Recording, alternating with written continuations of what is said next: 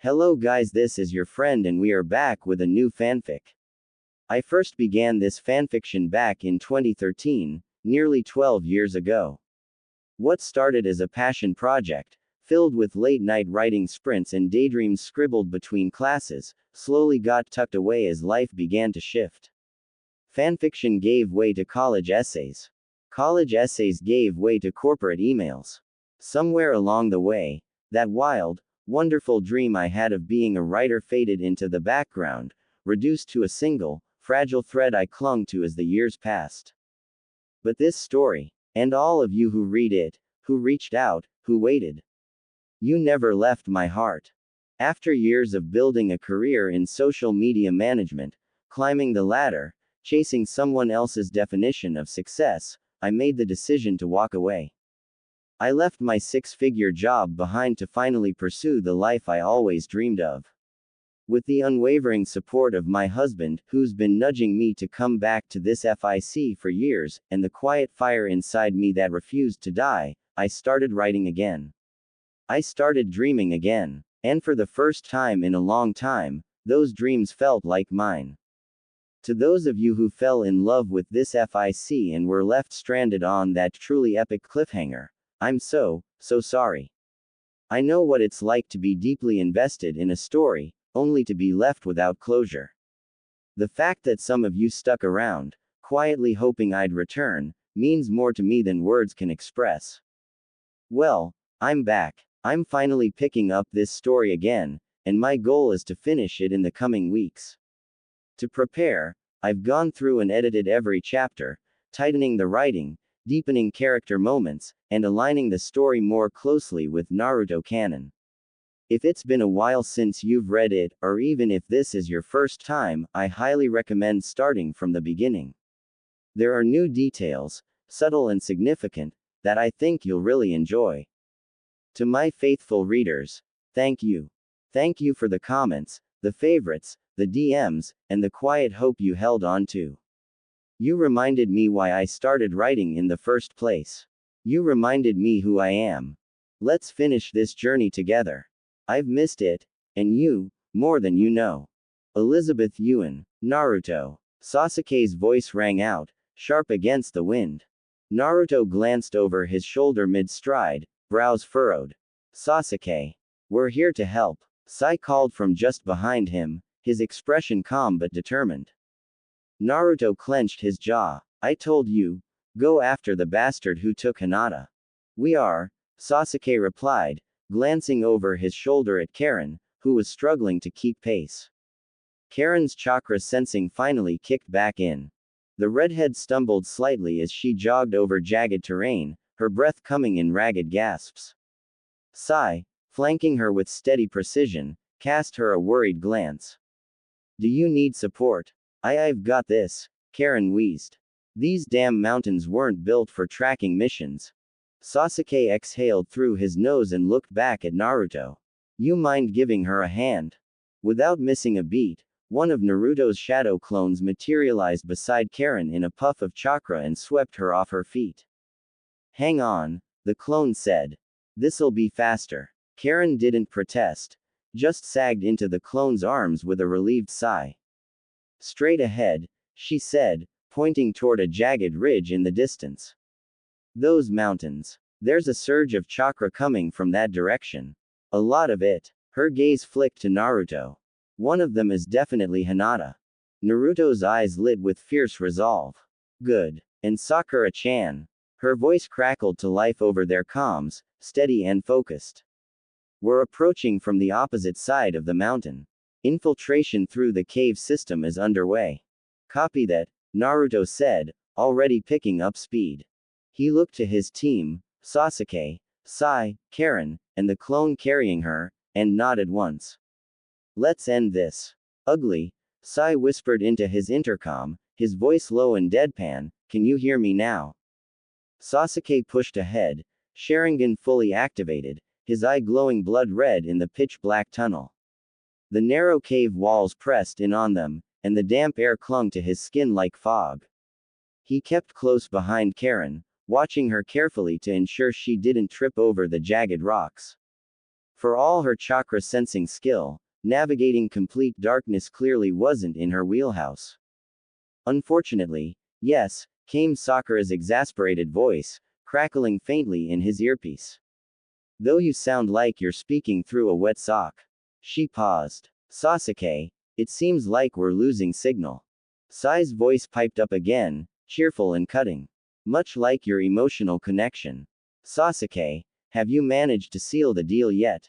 Sasuke wanted to throttle Sai, but Sai was off helping Naruto create a distraction before setting off to find Hinata. Sakura, Suigetsu, and Jugo had already infiltrated the mountain and were looking for the 3 other chakra sources that Karen had sensed. Meanwhile, Karen and Sasuke were going to the heart of the mountain. Where the biggest chakra source was. Karen stubbed her toe on an uneven stone and pitched forward.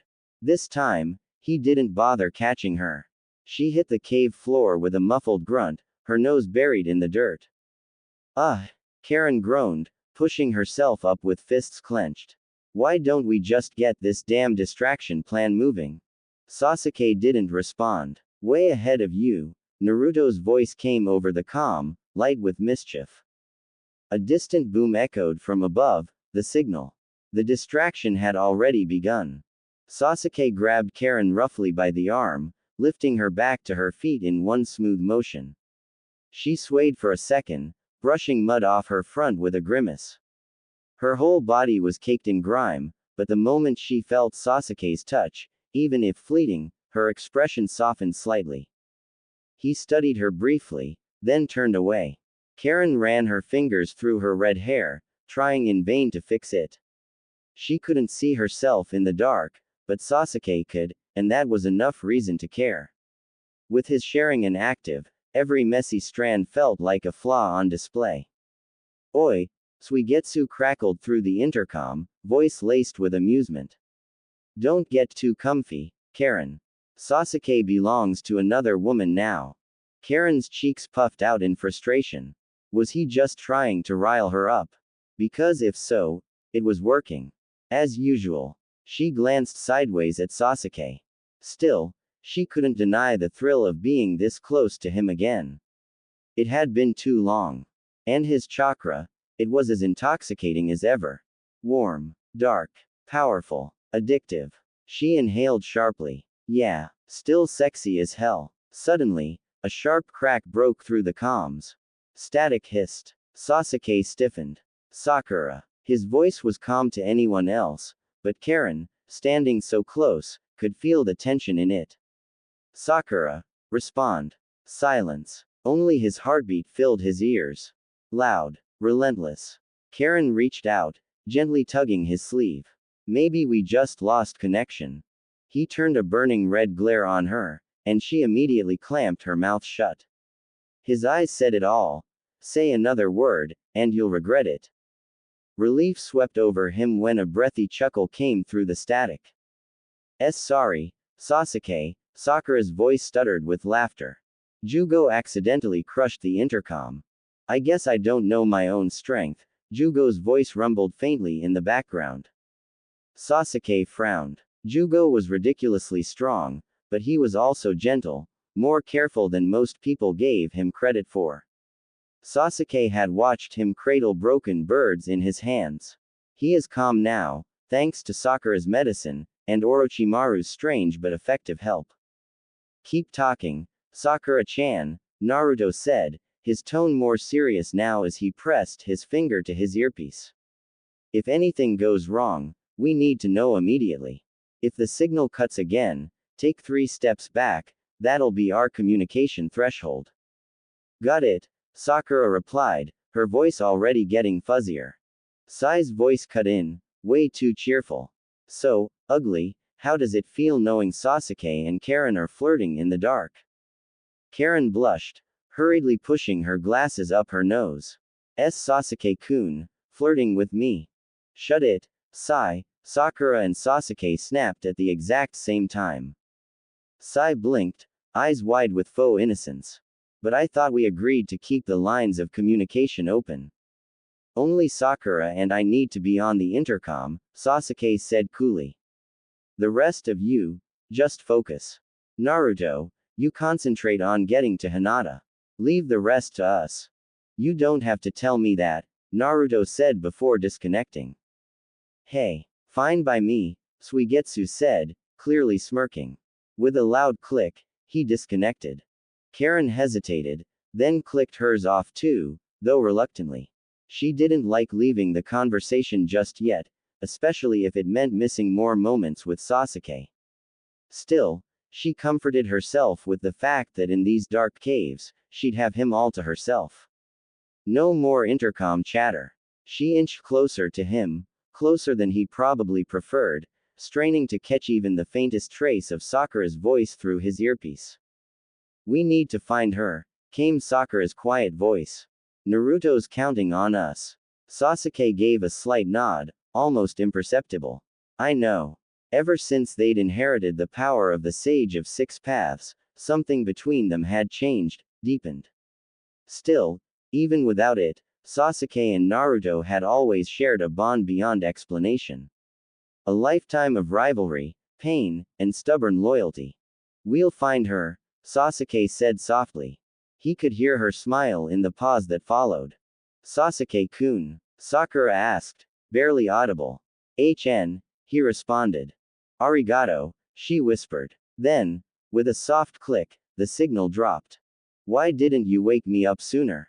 Kakashi asked, his voice low but sharp as he walked briskly beside Shikamaru through the dimly lit halls of the Hokage's tower. Shikamaru yawned, rubbing the back of his neck. 2 in the morning isn't early enough for you. He replied dryly. I got the call from Yamato the second he returned. I figured a 10-minute delay wouldn't break the mission. Kakashi didn't respond at first, just adjusted the headband across his silver hair, his one visible eye focused ahead. Kabuto's already waiting outside your office, Shikamaru added, his tone more serious now. Yamato got him and brought him straight here. Every second counts, Kakashi muttered, almost to himself. Team 7 is already in motion, Shikamaru said, hands stuffed in his pockets. You trained them well. Have a little faith. I've got plenty of faith, Kakashi replied, scratching his cheek absently. But patience is a different story. Moonlight slanted through the long hallway windows, painting pale streaks across the floor. The stars glittered above the quiet village, but Shikamaru's thoughts weren't on the beauty of the night. His mind had drifted, naturally, to Naruto. He really hoped that idiotic best friend of his knew what he was doing. The sigh slipped out of him before he could stop it. He was so close to a peaceful evening. Just a little bit of alone time with Temari. They had barely wrapped up, couple time, when Yamato barged in without knocking, only to be greeted by a shriek of wind and a flying futon. Temari, to her credit, had covered herself and launched Yamato out the bedroom door in the same motion. Shikamaru hadn't even had time to put on his shirt before Yamato, red-faced and stammering, relayed his intel. He wasn't embarrassed that Yamato had walked in, Temari didn't seem to care much either. But the timing sucked. Badly. Temari's glare could have killed. She didn't mind being seen, per se, but she did mind being interrupted. The second Yamato mentioned Hinata's kidnapping and Kabuto's willingness to cooperate with the investigation, though she dropped her attitude and let Shikamaru handle it. Within 5 minutes, Shikamaru had dispatched orders, yanked Kakashi from bed, and was now trudging through the Hokage Tower like it was just another Tuesday. Yamato appeared in front of them in a puff. I brought Kabuto as you asked, he said. Shikamaru gave a curt nod. Did Kabuto seem off to you while retrieving him? Yamato frowned, walking with them. Not at all. He was calm, gentle with the kids at the orphanage. He even read a bedtime story to one of them, he came willingly. He trailed off, tone uncertain. Thanks, Kakashi said quietly, his voice genuine under the mask. Yamato gave him a nod. Shikamaru added, go get some sleep. We've got it from here. With a reluctant glance back, Yamato vanished in a puff of smoke. As they turned the corner, Kabuto came into view, waiting patiently in front of Kakashi's office. He looked more tired than usual, strands of white hair falling over his forehead protector. When he saw them, he stood straighter, his expression tense. Hokage-sama, Kabuto greeted with a respectful bow. I heard about Hinata-sama's disappearance. I came as quickly as I could. I'm ready to answer any questions. Kakashi glanced at Shikamaru, who already had the key in hand. He unlocked the office door with a soft click and gestured inside. Let's talk, Kakashi said simply. Kabuto stepped in first, glancing around briefly before moving toward the desk. Kakashi circled around him, taking his seat behind the desk while Shikamaru moved to stand beside Kabuto. Without a word, Shikamaru laid out the photographs across the polished wood. Kiba, Shino, the twisted curse mark, black and veined, branding their flesh like a signature of death. Kabuto's eyes widened behind his glasses. These markings. You've seen them before, Shikamaru said bluntly. Orochimaru said you might know something. Kabuto didn't answer right away. His expression shifted. Recognition, fear, calculation. Yes, he finally admitted. But, Kakashi leaned forward, elbows on the desk, hands clasped. But what? Kabuto tore his gaze from the photos and looked at him gravely. Is Jugo still on his medicine? The question hit the room like a thrown kunai. Shikamaru's arms crossed. I'm not sure. I'd have to check the records, maybe Tsunade-sama has them on hand. Kakashi's brow furrowed. What does Jugo have to do with this? Kabuto glanced back down at the bloodied images. Everything. Naruto-kun. Sakura's head snapped up, her heart thudding in her chest. Her fists clenched at her sides. Hinata. Before she could lunge forward, Jugo threw out an arm to block her. His expression remained calm, but his voice was firm. It could be a trap. Sakura bit down on her bottom lip, a quiet, tch, escaping through her teeth. They were so close, she could feel it, but she couldn't act on impulse. Not now. Not with Hinata's life hanging in the balance. They had to be strategic. Precise. We move in slow, she growled, forcing the words past the frustration building in her throat. Suigetsu. I got it, Suigetsu said, stepping in front of her before she could even finish. He glanced back, his sharp-toothed grin nowhere in sight.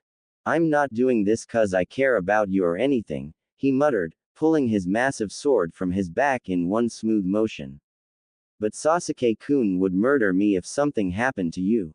Sakura blinked, caught off guard. Thanks, I guess.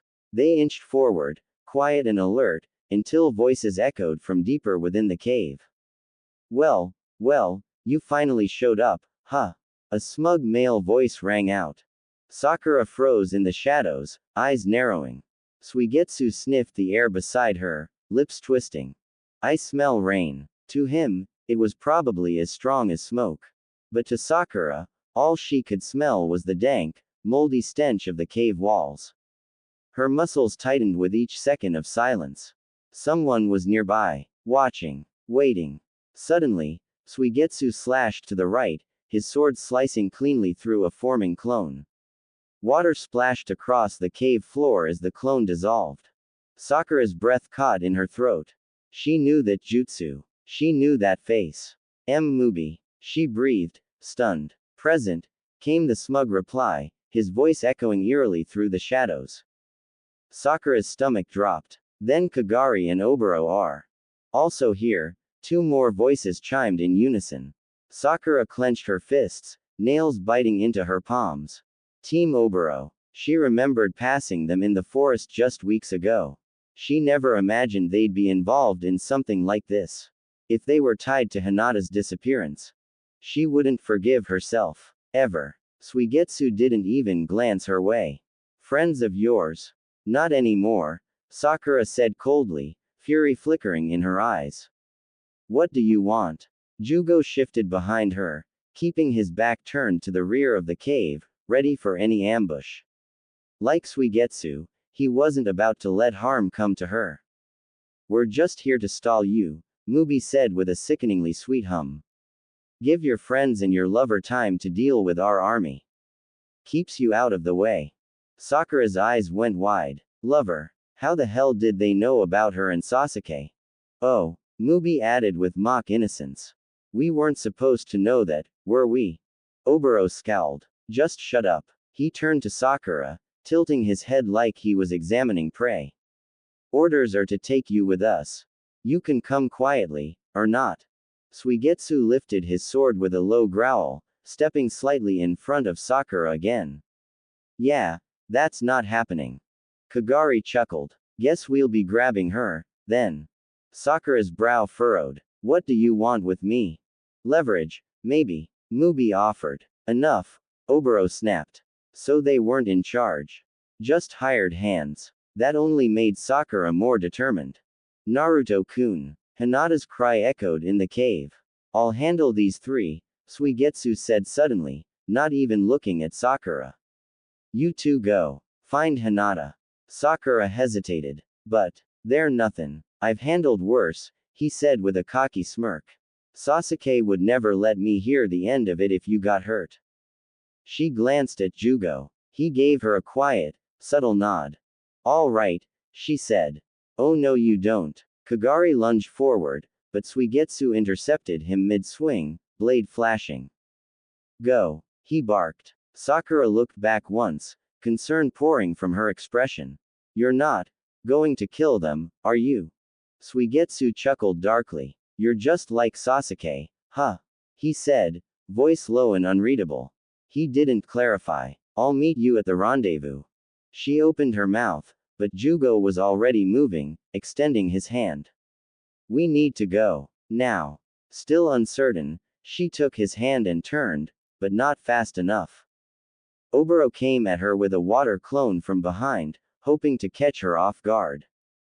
Big mistake. Sakura whipped around and cracked the clone across the face, her punch dispersing it instantly. Suigetsu grabbed the real Oboro in a chokehold from behind, forcing him down. Go, he shouted. Find Hinata. Without another word, Sakura and Jugo vanished into the shadows.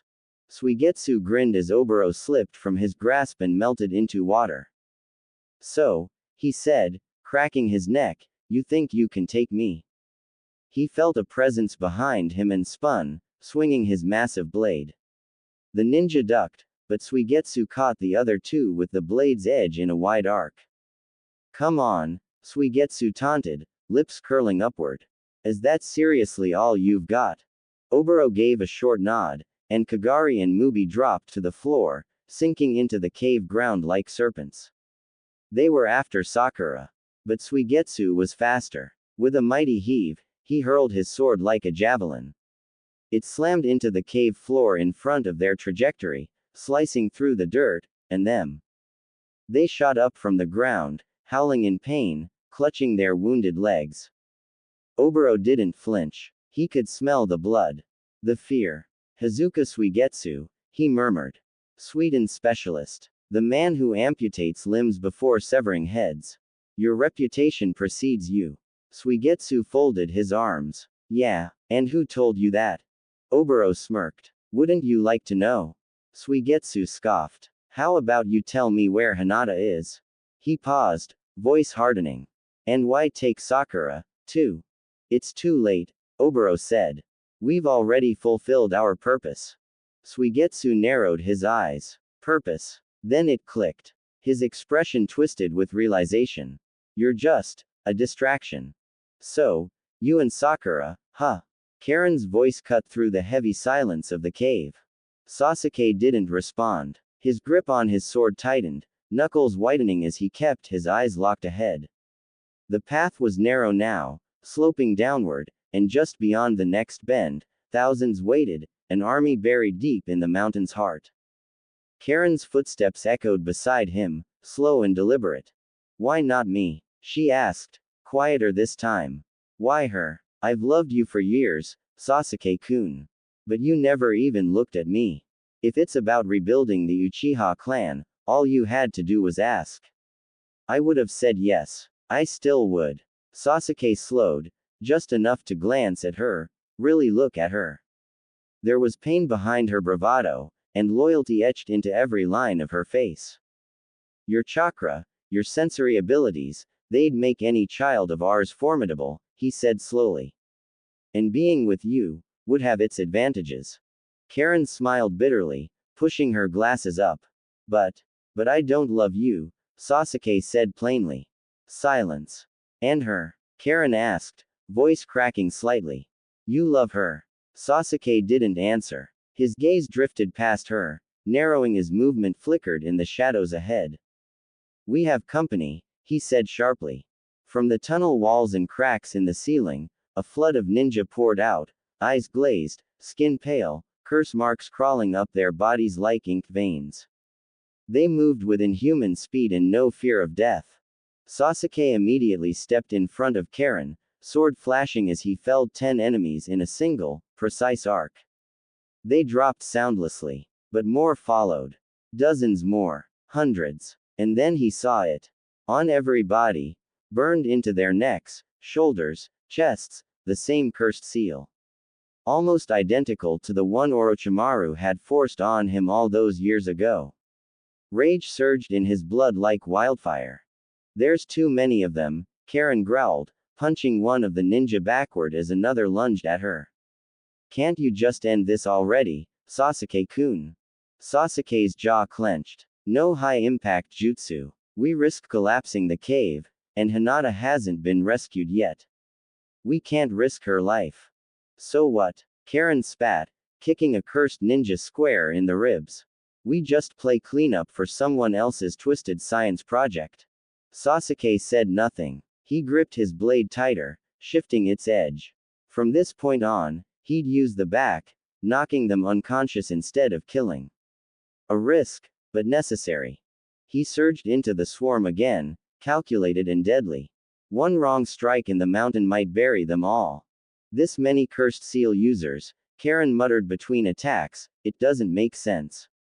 Orochimaru's been monitored for years, Konoha would have known. It's not him, Sasuke said darkly. He snatched one of the cursed ninja mid-charge by the collar and slammed him into the wall. Who are you working for? The man trembled in his grasp. We don't know, he stammered. We just get our orders from. Before he could finish, another ninja lunged forward and shoved a hand clean through the first man's chest. Blood burst forth like a dam. The dying man's eyes rolled back before Sasuke shoved him aside with a snarl. Disgusted, Sasuke caught the killer by the throat, pressing him into the wall. Talk, he growled, Mangekyo eye flickering. Who's in charge? The man wheezed a chuckle. Don't know, but whoever it is. His lips curled. They're winning. Sasuke's grip tightened. What do you mean? Oh, you don't know, the man taunted. You really don't know. Sasuke had no patience for riddles, especially not from cursed pawns. He slammed the man again, slicing cleanly behind him to drop another who had crept close. His blade found the soft tendons of the attacker's knees, felling him in a single stroke. What are you after? Sasuke hissed. Not what? The man coughed, grinning through bloodstained teeth. Who? Then it hit Sasuke like a fist to the gut. Naruto. Of course. Hinata was leveraged. This whole thing, it wasn't about her. They were just threads in a bigger web. The real target had always been Naruto. His brother in bond. His oldest rival. His friend. Sasuke's pulse thundered in his ears. His grip trembled. Not from fear, but fury. Another tonnery. Another damned war in the making. Where is Hinata? Sasuke demanded, voice low and lethal.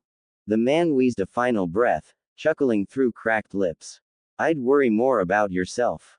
Sasuke slammed his head back against the wall, knocking him out cold. No more games. No more cryptic answers. He turned to the crowd of cursed seal shinobi still pushing toward him, unrelenting.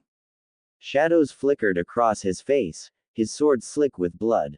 He raised it again. Come on, Sasuke snarled, his voice like steel. Let's finish this.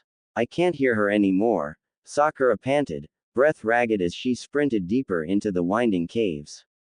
The darkness pressed in around them, the walls damp and closing tighter with every step. Damn it. Frustration twisted in her chest. She clenched her fists, shaking with helpless fury. Every second that passed without hearing Hinata's voice felt like another crack forming in her resolve. She wanted to smash the wall beside her, punch through the rock and scream. Jugo kept pace beside her, surprisingly light on his feet despite his towering form, his massive steps matching her stride for stride. I'm sure we'll find her, he said, voice calm and steady in contrast to her trembling rage. We just have to keep moving. And Suigetsu is too far behind to be of any help right now, Sakura snarled, whirling around to slam her fist into the stone floor. She held back the chakra that would have shattered the ground, but the urge to release it gnawed at her. The stone didn't even crack beneath her knuckles. Powerless. That's how it felt. Jugo placed a hand on her shoulder, his touch gentle despite his strength. We will find her. She glanced up at him. His eyes were kind, soft, even, but it only made the ache in her chest worse. Comfort didn't help. She didn't want reassurance. She wanted action. Still, she exhaled slowly, trying to center herself. She ran her fingers through her sweat-slicked hair, pushing the silky pink strands out of her eyes. You're right, she said after a moment, standing tall once more. Her emerald gaze hardened like tempered steel. We'll find her. I'm sure of it. Jugo nodded and followed without a word. The further they ran, the more erratic Sakura's movements became. Her boots skidded over loose stones, heart pounding in time with every footfall. Can you hear her? She asked quietly, almost afraid of the answer. They both paused, listening. The cave dripped with silence. The only sound was water, slow, steady drops echoing down the narrow corridor. Time stretched thin. Sakura clenched her fists again, holding her breath. Then, a scream. Faint, but distinct. Hinata. It was all Sakura needed.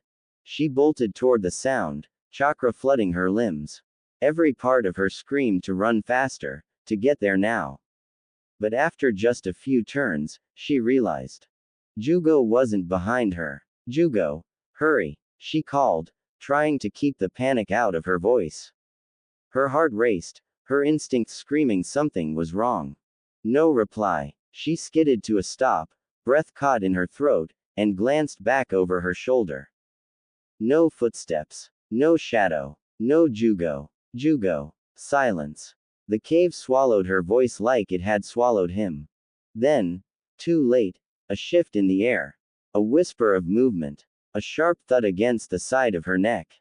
Sakura gasped, the world tilting on its axis. Her legs buckled, and her vision dimmed. The last thing she felt was the solid warmth of muscular arms catching her before everything went dark.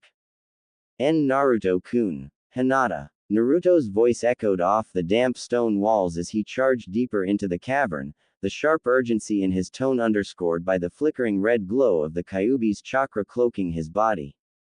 He was a blur of rage and desperation, his heart pounding as Hinata's voice rang out, shaken, pained, and terrified. Sai kept pace beside him, silent but alert, scanning every shadow for signs of danger. Naruto's fists clenched. Whoever had dared to lay a hand on his wife was going to regret it. The mere thought of Hinata in pain made something primal stir inside him, protective, vengeful, and unrelenting. The cave twisted and narrowed before opening into a hollowed-out chamber. Naruto skidded to a halt as the sight before him stole the breath from his lungs. Hinata. She was bound to a wooden chair in the center of the room, chakra seals glowing faintly around her. Her lavender eyes had been slashed, blood seeping down her cheeks like crimson tears. Her clothes were torn, her body bruised. And yet, despite everything, she lifted her head as he approached, her voice a whisper of relief. Naruto-kun. He was at her side in a second, ripping through the bindings with trembling hands. As soon as they were gone, she collapsed into him, her limbs weak and trembling. He caught her easily, pulling her into the safety of his arms as rage and sorrow warred within him. Oi! Naruto choked out, brushing a blood-matted strand of hair from her face. Hinata. I'm here. I've got you. Sai remained near the entrance, tense and watchful, his eyes flicking between shadows. I don't sense anyone nearby. Could be an ambush waiting for spring. Hinata groaned, her fingers clutching weakly at Naruto's cloak. It's a trap, all of this. Naruto's brows furrowed. A trap. She shook her head slowly, her voice hoarse but urgent. A trap? For Sakura. They just keep coming. Karen growled through clenched teeth, slamming her fist into the face of another cursed seal ninja. Sasuke, we need to do something, fast. Already on it, Sasuke muttered, his Rinnegan flaring to life with a pulse of ominous power. In an instant, he vanished. Karen barely had time to catch her breath before she spotted him, reappearing behind enemy lines in a flash of chakra and fury. The cursed seal army didn't stand a chance. Sasuke moved like a shadow in a storm, slicing through their ranks with deadly precision. Blade flashing, lightning crackling at his fingertips, he cut down enemy after enemy with brutal efficiency. Damn it, Sasuke! Karen shouted, panic creeping into her voice. I can't hold them off much longer. A guttural snarl tore from Sasuke's throat. Chidori. He surged forward, a streak of lightning and rage, tearing a path straight through the enemy. Blood sprayed in his wake and the sound of thunder echoed through the caves. Still, they kept coming, more and more of them, like a wave that refused to break. Sasuke! Karen's scream rang out, fear and frustration mingling in her voice. Another flash of the Rinnegan, and Sasuke was beside her again. 3 cursed seal shinobi had cornered her. He yanked them off with raw force, sending one crashing into a boulder with a sickening thud. With a sharp pivot, Sasuke stepped in front of her, standing between her and the encroaching swarm. I need you to go, he said coldly, his voice low and sharp like the edge of his blade. You're only a liability here. Go. Find Naruto. He can protect you. Karen flinched. But Sasuke. Go. He roared, eyes blazing with fury and desperation. He turned without another word, sprinting headlong into the chaos, sword raised, lightning dancing at his heels. And Karen, heart pounding and fists trembling, obeyed. She ran, not because she was afraid, but because she knew he was right. And because she knew Uchiha Sasuke would take care of things. You're seriously pissing me off, Suigetsu snarled, teeth bared as he clashed with Oboro in the dimly lit cave. Before he could make contact, Oboro dissolved into a puddle of water, slipping between the cracks in the rock like a phantom. Tch, Suigetsu clicked his tongue in irritation. Without missing a beat, he vaulted up the cave wall, chakra gripping the stone beneath his feet. He twisted midair, coming down from behind with his sword already swinging. This time, he sliced clean through Oboro's reformed body, but again, the enemy melted into water before hitting the ground. Real original, Suigetsu muttered, his voice dripping with sarcasm. His grip tightened on the hilt of his blade, muscles coiled with anticipation. Across the cave floor, Mubi and Kagari lay in crumpled heaps, barely conscious. Blood pooled beneath them, and their pained groans echoed faintly. Suigetsu had already taken them out, quickly, efficiently. And yet, Oboro still stood. Battered but burning with resolve, Oboro's chakra flared faintly as he reformed once more, expression dark with fury. Suigetsu's violet eyes gleamed with amusement and annoyance. I've already carved through your friends. You really think you've got a chance? Oboro didn't respond. He simply raised his kunai, body trembling with a mix of exhaustion and sheer willpower. Suigetsu smirked, his sword resting on his shoulder. Guess we're doing this the hard way. Suigetsu didn't wait for a reply. With a flick of his wrist, he surged forward, faster than Oboro could react, blade cutting through the air with a shriek of steel. But again, Oboro's form shimmered and scattered into mist, his water release technique delaying the inevitable. Tch, you're like a cockroach, Suigetsu muttered, skidding to a halt and scanning the shadows. Slippery, but not invincible. A kunai came whistling from above. Suigetsu dodged to the side, letting it embed itself into the stone wall behind him. The moment his foot touched the ground, the puddle beneath him shifted, Oboro striking up from below like a viper. Suigetsu barely had time to react. Oboro's kunai slashed across his side, drawing blood. Finally, Oboro rasped, voice hoarse. "You're not untouchable." Suigetsu stared down at the cut, then back at Oboro, and laughed. "You think that's going to stop me?" His body liquefied in an instant, the wound sealing as he morphed into water and surged forward like a wave. Oboro barely brought up his arms before Suigetsu reformed behind him and smashed the hilt of his blade into his spine. Oboro dropped to one knee with a grunt of pain. "That's the thing about fighting me," Suigetsu said, his voice low and dangerous as he pressed his blade against the back of Oboro's neck. "You can't win a war of attrition against someone who doesn't bleed like you do." Oboro coughed, hands twitching as he tried to form another seal. Too late. Suigetsu slammed him into the cave wall with bone-crushing force. The impact echoed like thunder, and Oboro slumped, finally unconscious, or close enough. Suigetsu stood over him, panting slightly, eyes scanning the cavern. Mubi and Kagari were still breathing, though barely. He sheathed his blade with a satisfied huff. "And stay down." Just as he turned to leave, a distant rumble shook the walls of the cave. Dust fell from above, and Suigetsu narrowed his eyes. "That better not be more of you bastards," he muttered. Then, faintly, the light of the Chidori. A signature he recognized. Sasuke. He smirked and started walking toward the source of the flare.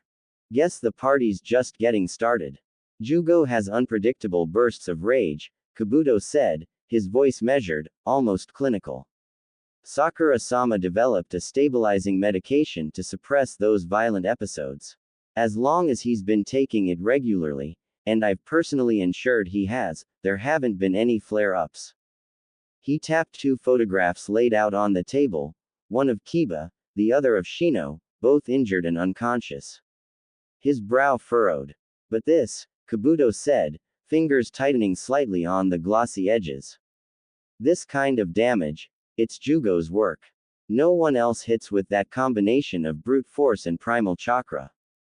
He then picked up another image, a close-up of the cursed seal branded into the neck of one of the attackers. "And this," Kabuto continued, holding the image between his gloved fingers, "isn't Orochimaru's seal. This design is familiar, but twisted. If this is what the cursed seal nin were marked with when they dumped Kiba and Shino at Konoha's front gate, then I suspect you're dealing with someone I haven't seen in a very long time." Kakashi and Shikamaru exchanged a sharp glance. "Who?" Kakashi asked. Kabuto hesitated, eyes narrowing as old memories surfaced. "There was another of Orochimaru's students," he said slowly. "One who defected not long before Orochimaru's fall. He had an unhealthy obsession with the cursed seal experiments, especially Jugo." "What did he want with Jugo?" Shikamaru asked, frowning. "Jugo's DNA," Kabuto replied. "He believed it was the key to perfecting the curse mark, adapting it, evolving it. He infused his own chakra with Jugo's genetic material and created his own brand of cursed seal. But he added a dangerous twist." Kakashi leaned forward. "What kind of twist?" Kabuto met their gaze. "He tampered with medications, modified the compounds meant to heal and stabilize. In doing so, he discovered a way to turn drugs into a control agent. His seals didn't just empower, they enslaved. His test subjects weren't just warriors. They were puppets." Shikamaru's jaw tightened. "And you think he's behind this?" "If Jugo has suddenly gone rogue, despite his medication," Kabuto's tone darkened. "Then yes. That boy was always determined to weaponize Jugo's condition. He saw him not as a person, but as a prototype." "And who is this twisted mastermind?" Kakashi asked. Shikamaru's eyes narrowed. "Give us a name, Kabuto." Kabuto looked from one to the other, then finally said, with a hint of regret, "Dorobo Haruhi." Sakura had never experienced a headache like this in her life. It throbbed behind her eyes with a dull, relentless ache, and a high-pitched ringing buzzed in her ears, drowning out her thoughts. As she blinked slowly, the world around her swam into focus, dim lantern light flickered overhead, casting shadows on damp stone walls. She flinched when she realized she wasn't alone. Jugo, Sakura rasped, her voice hoarse as she reached out instinctively toward her comrade. What happened? But Jugo didn't move. He stood still, unnaturally still, his eyes fixed on her with a vacant, glassy expression. The light in them was gone. Not blank, but hollow. Puppet-like. Sakura's stomach turned. Her gaze shifted to the figure beside him, a man whose presence she hadn't immediately registered. He stepped closer, the flickering lantern catching the gleam of his vibrant red hair. Haruhi. Sakura blinked, trying to make sense of it. What are you doing here? Haruhi gave a cheerful smile, crouching beside her as though they were simply catching up over lunch. Yes, Sakura-sama, he said brightly. I was beginning to worry you wouldn't wake up. Confusion swirled through her aching head. Haruhi had been one of the newer additions to her hospital team, eager, bright, and hardworking. He'd only been with them for a few months, but he'd already impressed several of the senior staff. Before she'd left on this mission, he'd even asked her to mentor him more closely. None of that matched what she was seeing now. Why are you here? She asked, struggling to sit up, every movement sending pain lancing through her skull. Why? Isn't Jugo saying anything? And Haruhi, why aren't you in Konoha? Haruhi's grin widened, eyes gleaming with childlike excitement. Because you're here, silly. What? I've been working on a little project of my own, he said, voice almost sing-song. You know how passionate I am about pharmacology. I've been refining some formulas, your sedatives, your suppressants, chakra stabilizers, I even improved Orochimaru's cursed seals. And when I saw how effective everything was on Jugo, well, how could I not show you? Sakura's blood ran cold. Her gaze flicked back to Jugo. The sluggish chakra signature. The dulled eyes. The faint, corrupted shimmer of a cursed seal reawakened. What did you do to him? She breathed. Oh, he's not in pain, if that's what you're worried about, Haruhi said, his voice gentle. In fact, he's never been more cooperative. Haruhi, she whispered. This isn't medicine. This is control. He tilted his head, like a child puzzled by an obvious truth. I needed your insight, your brilliance. But the higher-ups, they wouldn't have understood. So I had to get creative. He leaned closer, his grin now a twisted echo of the bright smile she once knew. I knew you'd come for Hinata. I just had to wait. And now, we can continue our research. Together. Sakura's fingers dug into the stone beneath her, heart pounding. She wasn't just a hostage, she was part of the experiment. And she needed to get out. Hinata, Naruto said, his voice tight with concern as he cradled her in his arms. What do you mean it's a trap? Hinata's lips trembled. Her voice was hoarse from hours of screaming, barely more than a whisper. It was all to lure Sakura here, she said, her breath ragged. Her face was a mess of blood, dirt, and tears, haunted and hollow. Just the sight of her made Naruto's stomach twist. He wanted nothing more than to tear whoever had done this to her limb from limb. But he stayed rooted, kneeling at her side.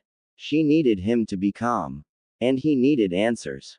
I don't understand, he said slowly, eyes scanning her battered form. Why take you? Hinata winced as she shifted, pain flashing across her features. Team 8 was tracking down a lead on the stolen medical supplies. We ran into rogue ninja, all of them marked with the cursed seal. Her voice faltered. Kiba and Shino, he threw them aside like they were nothing. But me, I was taken. Naruto's jaw clenched. Taken to distract us. She nodded weakly. Why yes. I was never the target. I was just the bait. Haruhi, the mastermind, is after Sakura. Why? Naruto asked, heat creeping into his voice. What does he want with her? Hinata's shoulders sagged. He hoped the medical supply raid would force Konoha to send her. When they sent us instead, it ruined his plan, at first. So he improvised. He kept me alive. Hurt, but alive. Just enough to draw you and Sasuke out. He knew. Her voice cracked. He knew Sakura would come after me. Naruto swore under his breath, the curse sharp and furious. That rat bastard. A new voice cut in, calm, but grim. And it worked, Sai said, glancing back at them. You and I came straight here. Sasuke and Karen are headed to the mountain's core. And Suigetsu, Jugo, and Sakura. Jugo. Hinata interrupted, her voice suddenly tight with fear. Jugo is here. Naruto blinked, caught off guard by her reaction. Yeah, Sasuke called in Team Taka for backup. Their base is nearby, so. Not a coincidence, Hinata hissed, struggling to sit up despite the pain. Naruto, Jugo is not here to help. He's the one who took down Kiba and Shino. For Haruhi. What? That doesn't make sense. Why would Jugo? Because Haruhi can control him. Her voice trembled with certainty and dread. Just like the others marked with the cursed seal. Jugo is not himself. He's a puppet. A heavy silence settled between them. Naruto's grip on her tightened. Then we're walking straight into Haruhi's hands, he said, eyes hard. And Sakura-chan is already with Jugo. Footsteps echoed down the stone corridor, uneven, hurried, and accompanied by ragged breathing. Sai stiffened, hand inching toward his kunai. The air was thick with tension, the sound bouncing off the damp cave walls like a warning. But when the figure emerged from the shadows, red hair wild and chakra flaring erratically, he relaxed. Karen, Sai said, his voice measured but relieved. Sasuke. Karen gasped, barely able to catch her breath. He's taking on an entire cursed seal army, alone. He's deep in the mountain, at the core. She stumbled, barely catching herself on the cave wall. Her eyes fell on Hinata, and for a second, concern softened her usual sharp demeanor. They really messed you up, huh? She muttered, stepping forward and yanking up her sleeve. Without hesitation, she thrust her arm out toward Hinata. Here, bite me. It'll speed up your recovery. Naruto's eyes widened. An army? Hinata nodded weakly, already sinking her teeth into Karen's arm with practiced precision. Her body shuddered as Karen's healing chakra surged through her. The cuts and bruises began to knit together, but her eyes remained dull and sightless. Haruhi's puppets, she confirmed, her voice steadier now. He's been collecting ninja, runaways, missing nin, even those who were presumed dead. All of them are marked with his version of the cursed seal. She pulled away from Karen's arm, a small apologetic smile playing at her lips. Haruhi has a talent for preying on the forgotten. Naruto's fists clenched at his sides. His gaze shifted to Sai, sharp and resolute. Take Hinata and Karen and get them out of here, he ordered. Get them to safety. I'm going after Sasuke and Sakura-chan. Naruto. Sai started, but Naruto was already moving. He vanished in a flash of movement, the cave briefly illuminated by the flicker of lightning as he sprinted toward the chaos waiting at the mountain's heart. That's the last of them, Sasuke muttered, his voice low and harsh as he drove his blade through the final enemy. The cursed seal shinobi crumpled to the stone floor, joining the hundreds, no, thousands, who already lay defeated around him. The stench of blood, sweat, and scorched chakra clung to the cave air like smoke after a wildfire.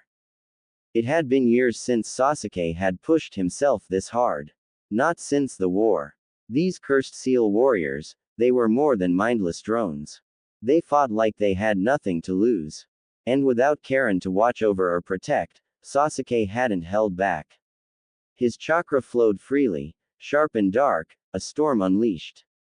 He hadn't needed to worry about restraint. And now it is over. For the moment, he reached down, grabbed one of the surviving shinobi by the throat, and slammed him against the damp cave wall.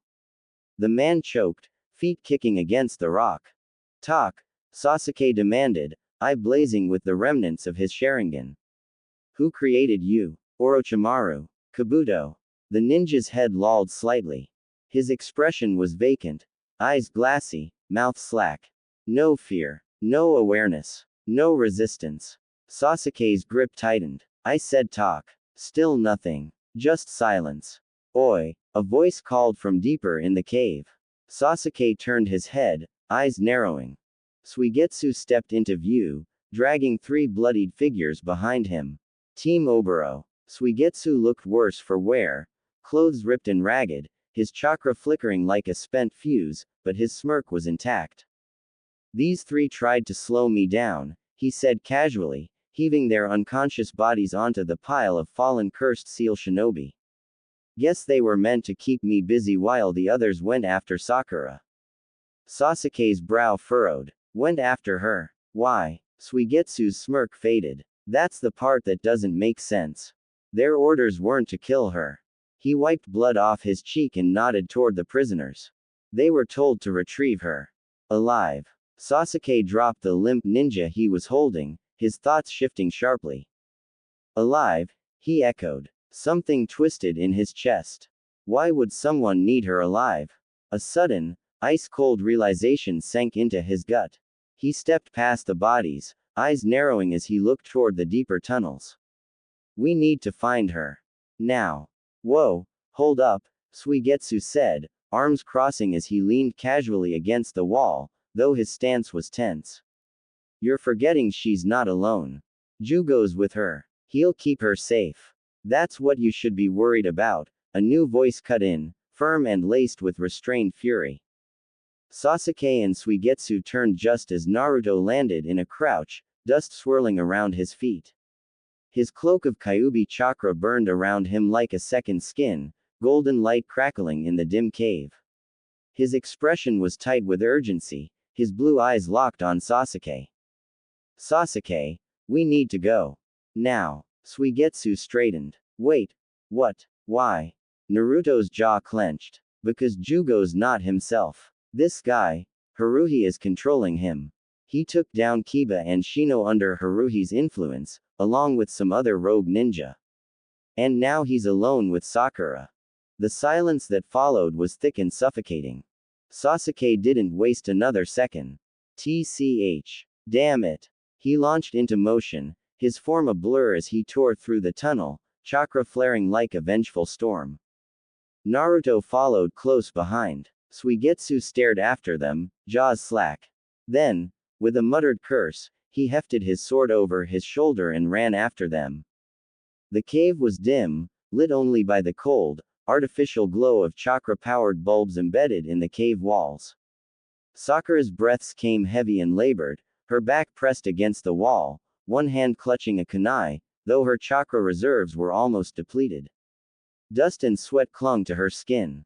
She wasn't sure how much longer she could stay awake. What is happening to me?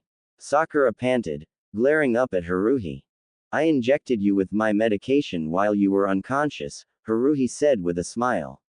I've always admired you, you know. Haruno Sakura, medical prodigy, heroine of the Fourth Shinobi War. So determined, so good. You never even noticed me, did you?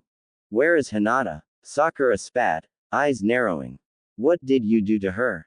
He chuckled, slow and quiet. Oh, Hinata was never here. Not really. That voice you heard, just a recording. Clever how we looped it through the tunnels, isn't it? His eyes glinted, pleased with himself. It got you running right into my hands. Sakura's grip tightened on her weapon. You manipulated us. You used her to lure me. To get your attention, he said, stepping closer, hands spread as if explaining a work of art. Do you know how long I've been trying to reach you? I applied to work under you in the Konoha Medical Corps. You turned me away. Too average, you said. But I studied everything. Your reports. Your methods. Your chakra mapping techniques. Until finally, I could work side by side with you. And then, as you left Konoha for your little Sunagaku expedition, I begged you to take me as an apprentice. He stopped just out of reach, gazing at her like she was both a puzzle and a masterpiece. But even as you accepted me, you wouldn't look at me. Only him. That traitor to Konoha. So I had to do more. I dove into my experimenting, altering mood stabilizer compounds, developing a blend of neurological suppressants that target impulse control and memory recall. His smile was almost childlike. It's remarkable what the mind will allow once you loosen its grip.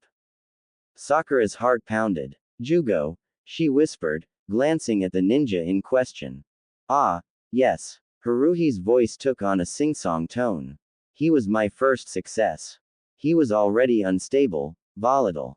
With a bit of pharmacological persuasion and cursed seal stimulation, he became the perfect test subject.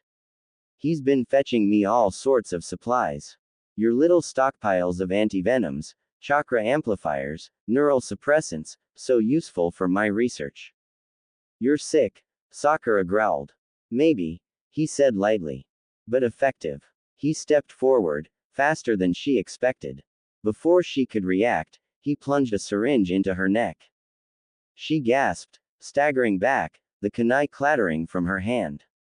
Her limbs felt like they were wrapped in cotton, her thoughts sluggish, heavy, slipping through her fingers like water. You bastard. You'll feel dizzy at first, Haruhi said conversationally. Then warm. Like you're falling asleep. That's the second drug taking hold. Just a little something to soften your will. She tried to summon chakra, but it was like trying to grasp a fistful of smoke. Her knees buckled. Haruhi crouched beside her, brushing a strand of pink hair from her face with disturbing gentleness. Now that I have your attention, what are you going to do? He whispered. Sakura's vision blurred, but her jaw clenched. I'm going to make you regret ever laying a hand on me. Haruhi smiled. No, Sakura-sama, you're going to work for me. Your skills, your brilliance, it all belongs to me now. Darkness crept in around the edges of her vision, and still, she fought it. You belong to me now. Somewhere far away, she thought she heard her name. Sasuke, Naruto called over his shoulder as their feet pounded through the echoing tunnels. You good? No answer. Sasuke's silence was thick, brooding. Rage throbbed in his veins, white-hot and merciless. Haruhi had taken Sakura, and Jugo, that betrayal stung deeper than he'd anticipated. To twist someone like Jugo, someone so fragile and loyal, into their personal weapon. Unforgivable. We're not killing anyone if we can help it, Naruto said, his voice sharp as steel. It was a warning meant for both Sasuke and Suigetsu. As that understood, Suigetsu gave a mocking snort, his blade resting across his shoulder. Even the great Uchiha Sasuke won't follow that rule. Not when his girl's involved. Sasuke's jaw clenched. His fingers itched to wrap around his sword hilt. Sasuke, Naruto said again, more forcefully this time. Is that understood? Sasuke snarled. Damn it. Yes. You have my word. I won't kill anyone. Yet, he added silently. If Haruhi laid a finger on her. Naruto nodded, satisfied, for now. We need him alive. Haruhi's the only one who knows what he's planning. Suigetsu scoffed. I'm honestly shocked you're not out for blood after what he did to Hinata. Naruto's red eyes flicked back, glowing with suppressed fury. Who says I'm not? The silence that followed was thick enough to choke on. Suigetsu swallowed hard. Maybe, just maybe, he should have stayed behind with Karen and the others. But it was too late to turn back now. Their pace slowed as a voice, smug and far too familiar, echoed through the stone corridors. Sakura-sama, the male voice crooned, each syllable dripping with theatrical adoration. Isn't this wonderful? You and I are going to reshape the shinobi world. With your brilliance and beauty, the world will kneel before us. Isn't that glorious? A pause, chilling in its expectancy. I said, isn't that glorious? There was a beat of silence, and then Sakura's voice came. Yes, Haruhi-kun. She said his name the same way she had once said Sasuke-kun, gently and with love. It sent a spike of nausea straight to Sasuke's gut. When they finally slid into the clearing, the cave widened into a natural chamber lit by dim, flickering torches. There they were, Haruhi, Jugo, and Sakura. Her hands were bound loosely, chakra suppressors glowing faintly around her wrists, but it was the glassiness in her eyes that unsettled Sasuke most. She wasn't just restrained, she was being controlled. Manipulated. Haruhi turned toward the intruders, eyes narrowing as he took in Naruto, Sasuke, and Suigetsu. A slow, annoyed frown crept across his face. "Tch. I thought I'd have more time," he muttered. "Maybe I should have broken Hinata's spine after all." "You thought wrong," Naruto snarled, his fists crackling with chakra. "Let Sakura-chan go. Surrender now, and we won't have to hurt you." "Speak for yourself," Sasuke said, voice ice cold. His gaze cut through the cave, skipping over Haruhi to land on Sakura, and linger there. There was something in her posture, something off. This wasn't just a kidnapping. This was a performance. A puppeteer and his prized marionette. Sasuke's fingers twitched. He would burn this cave to the ground before he let Haruhi keep her like this. "Jugo. Sakura," Haruhi said smoothly, his voice as slick as oil. His grin widened as he draped an arm possessively around Sakura's shoulders. "Take care of these little nuisances, will you?" Before anyone could move, Sasuke acted on instinct. A kunai was in his hand and flying toward Haruhi's skull in the blink of an eye. But it never landed. In one swift motion, Sakura raised her hand and knocked the kunai off course, sending it clattering against the cave wall with a metallic clang. Her green eyes met Sasuke's with a sharp, icy glare. There was no hesitation in her movements, only precision and control.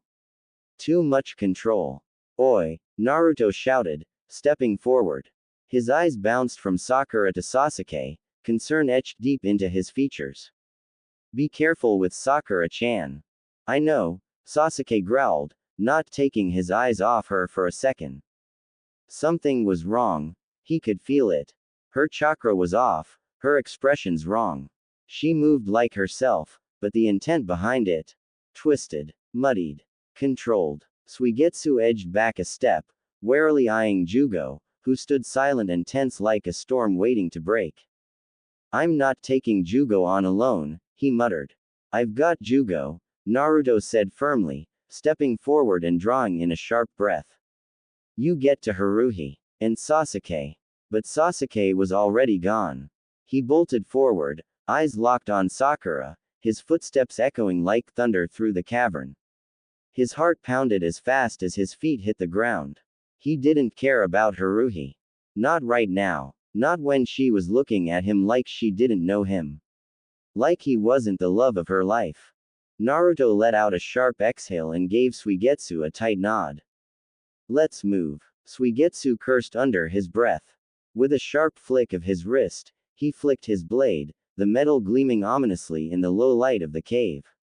He launched forward, aiming straight for Haruhi's throat. But Haruhi only smiled. With the same unsettling calm he'd worn since the beginning, Haruhi pivoted and darted deeper into the labyrinth of the mountain caves, his cloak trailing like a shadow behind him. Suigetsu growled in frustration but gave chase. He couldn't let the bastard slip away. As Haruhi turned a sharp corner, Jugo suddenly peeled off and vanished into a separate tunnel without a word. Naruto swore. "Damn it! Jugo." He hesitated for only a second before sprinting after him, chakra flaring around his body in an orange blur as he disappeared into the darkness. And just like that, they were separated, each forced into a different battle, alone. "I can't believe Jugo is being controlled," Karen muttered, pacing at the base of the mountain. Her voice was tight with frustration, her arms folded across her chest. "It's ruthless, tampering with his medication like that." Hinata stood beside her. Karen's crimson eyes scanned the jagged silhouette of the mountain that loomed above them like a sleeping beast. "Naruto-kun and the others will figure it out," she said gently. "I'm sure once Sakura gets a good look at him, Jugo will return to normal." Karen paused mid-step, then glanced at the Hyuga.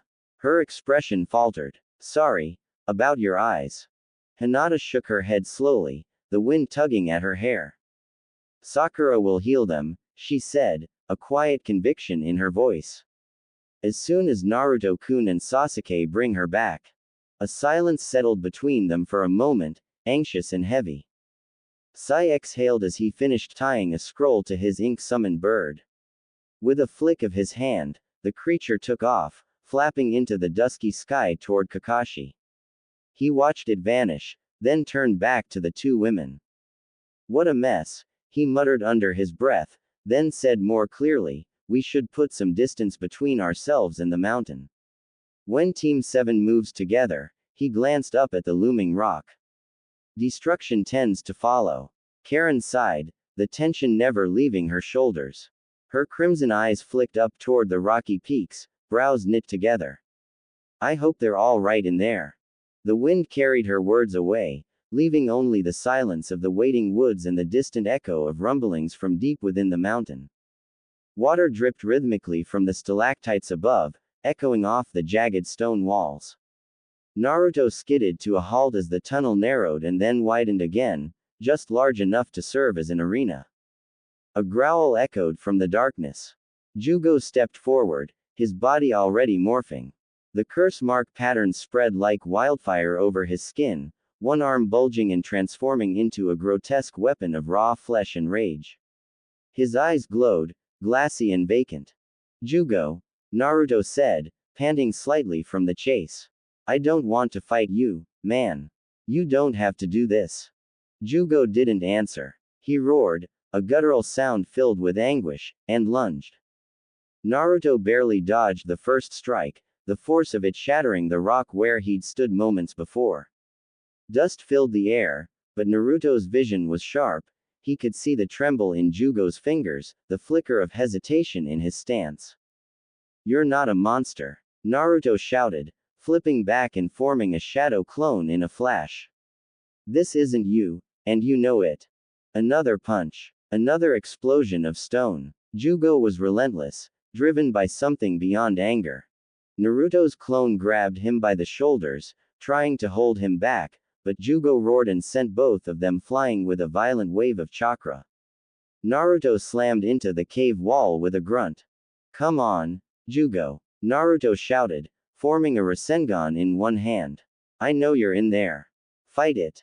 The Rasengan met Jugo's punch midair, the resulting shockwave hurling them both backward. Naruto hit the ground hard, coughing, but pushed himself up again. Jugo hesitated. Just for a second. Naruto saw it, and pushed forward. Find a reason to fight for yourself, not as someone else's weapon. Don't let Haruhi take that away from you. Jugo staggered. His breath came in ragged gasps. His hands trembled as the curse mark began to retract slightly, then surged back with a scream of pain. Whatever control Haruhi had over him, it wasn't breaking. Not yet.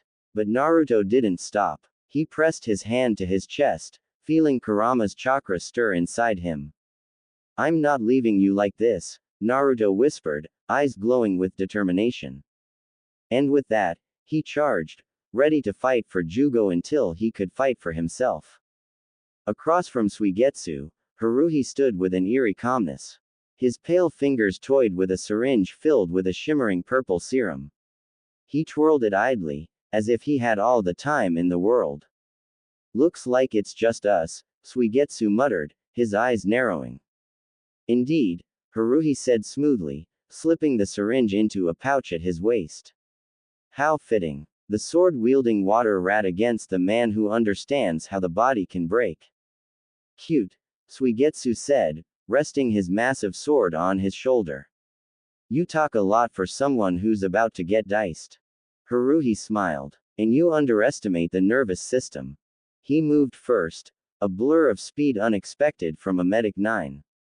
Suigetsu swung his blade in a wide arc, but Haruhi ducked beneath it, palming 3 Senbon coated in a glistening black substance. He flung them expertly. Suigetsu dissolved into water just before they made contact, reforming behind Haruhi. Nice try. His blade came down with a heavy, wet crash, but Haruhi had already moved, using chakra to propel himself to the wall. He crouched like a spider, feet clinging to the vertical surface, and smirked. You do know some poisons travel through moisture, don't you? Suigetsu's eyes flicked down. A small nick on his arm. One Senbon must have grazed him when he reformed.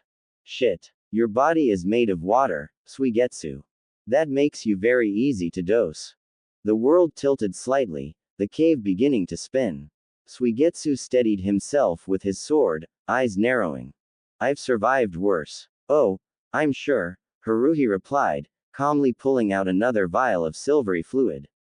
But the question is, how long can you keep your form before the paralysis sets in?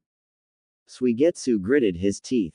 Long enough to shove this blade through your smug face. With a roar, he charged, ignoring the way his limbs felt heavier. Slower. He swung horizontally, forcing Haruhi to dodge backward, then downward, landing with cat-like grace. Haruhi countered with a slash from a chakra scalpel aimed at Suigetsu's side. It sliced clean through, but instead of blood, water spilled out. You're going to have to do better than that. I am. Suddenly, Haruhi slammed a palm to the ground, chakra surged. A poison mist erupted from a seal hidden beneath the rocks. Suigetsu choked, the vapor clawing at his lungs. His vision swam now. His form dripped, struggling to stay cohesive. I designed this to target blood cells. But I imagine it will make holding your shape difficult. Suigetsu dropped to one knee, snarling. Damn, you're a real freak. Haruhi's eyes flashed with something almost manic. No, Suigetsu. I'm a visionary. With the last of his strength, Suigetsu slammed his sword into the ground, channeling chakra to force a burst of high-pressure water in all directions. It scattered the mist and knocked Haruhi back against the far wall. Both men lay still for a beat, blood dripping from Haruhi's mouth.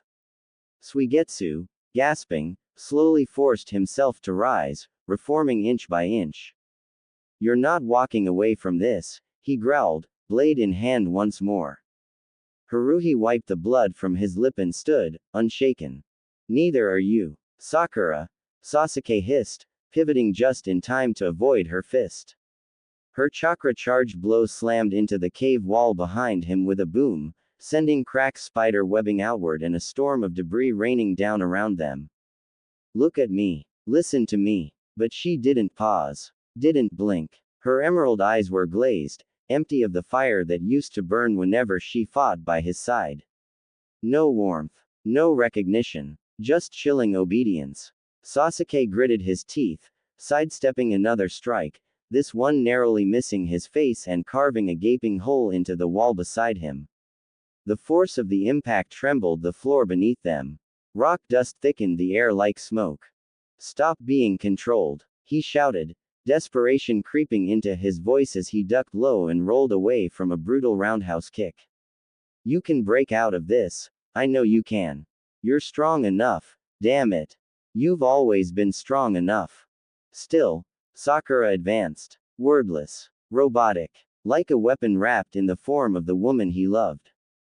Sasuke's heart pounded, not from the fight, but from the fear gnawing at his chest. This wasn't her. He knew her strength, her stubbornness, her willpower. She was the one who never gave up.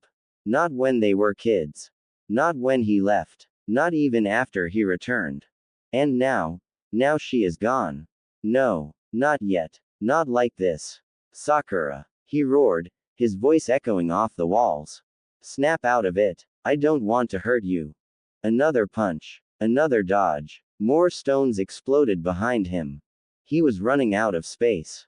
And time. If he let her keep going, the mountain would collapse. If he pushed back too hard, she could be seriously hurt. And Haruhi. Haruhi could use the chaos to slip away. Sasuke's eyes narrowed. He didn't want to do this. But he would. Fine, he said coldly, voice low, barely above a breath. Have it your way, then. His Sharingan snapped to full power, Tomo spinning until they bled into the black and red kaleidoscope of the Mangekyo. A second later, Sakura still had a mid-punch. Darkness swallowed her. She was no longer in the cave. Instead, she stood beneath a pale moon, the cool night air brushing against her skin. The forest was quiet, almost reverent. The stone path beneath her feet was familiar, as was the ache in her chest. This was that night. The night Sasuke left Konoha. The night he left her. And there she was, her younger self, standing on the path that led to the village gates. Tear-streaked, trembling, begging him not to go. Sasuke's voice echoed around her, low and soft. Sakura, arigato. She watched it unfold, heart splintering again despite the years that had passed. Her younger self stepped forward, full of hope and desperation, whispering, "If you leave, I'll scream." But she never did. She never got the chance. Because young Sasuke, with shadows in his eyes, stepped behind her. And with one swift motion, rendered her unconscious. Only, this time, it was different. This time, she saw what she hadn't before. Instead of letting her fall, Sasuke caught her. Held her.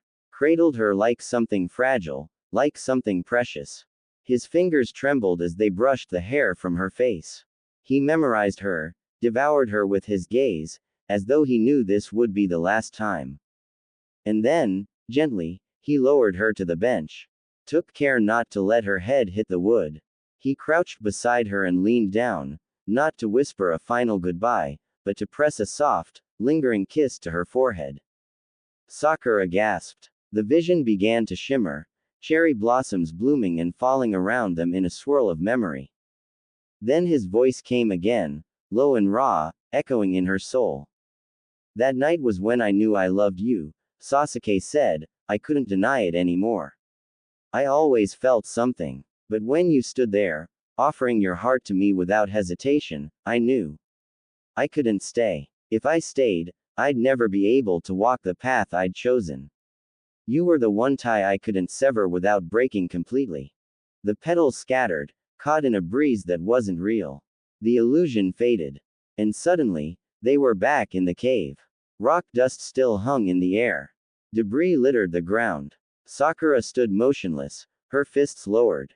Her eyes were wide, shimmering with unshed tears. And when she blinked, the dam broke. Silent tears streaked down her cheeks as she looked up at Sasuke.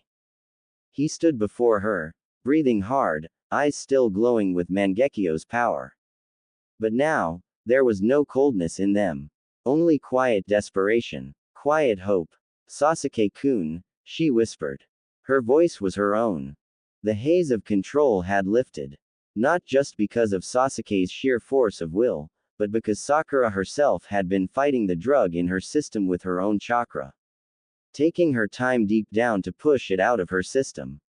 Her eyes shimmered, green and wide, locked onto his. Sasuke exhaled slowly. His Sharingan faded, though his eyes still brimmed with emotion. "I love you, Sakura," he said, his voice low and sure. She blinked. The world seemed to still. "When I asked you to help me rebuild the Uchiha clan, it was never about using you.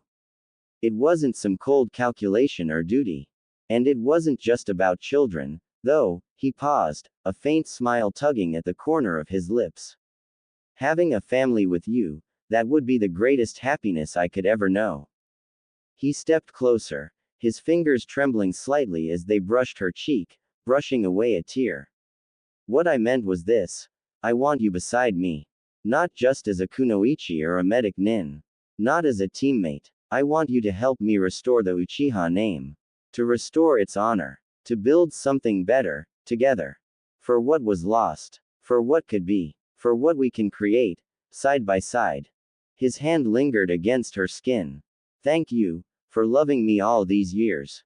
For waiting. For never giving up on me. Even when I gave up on myself."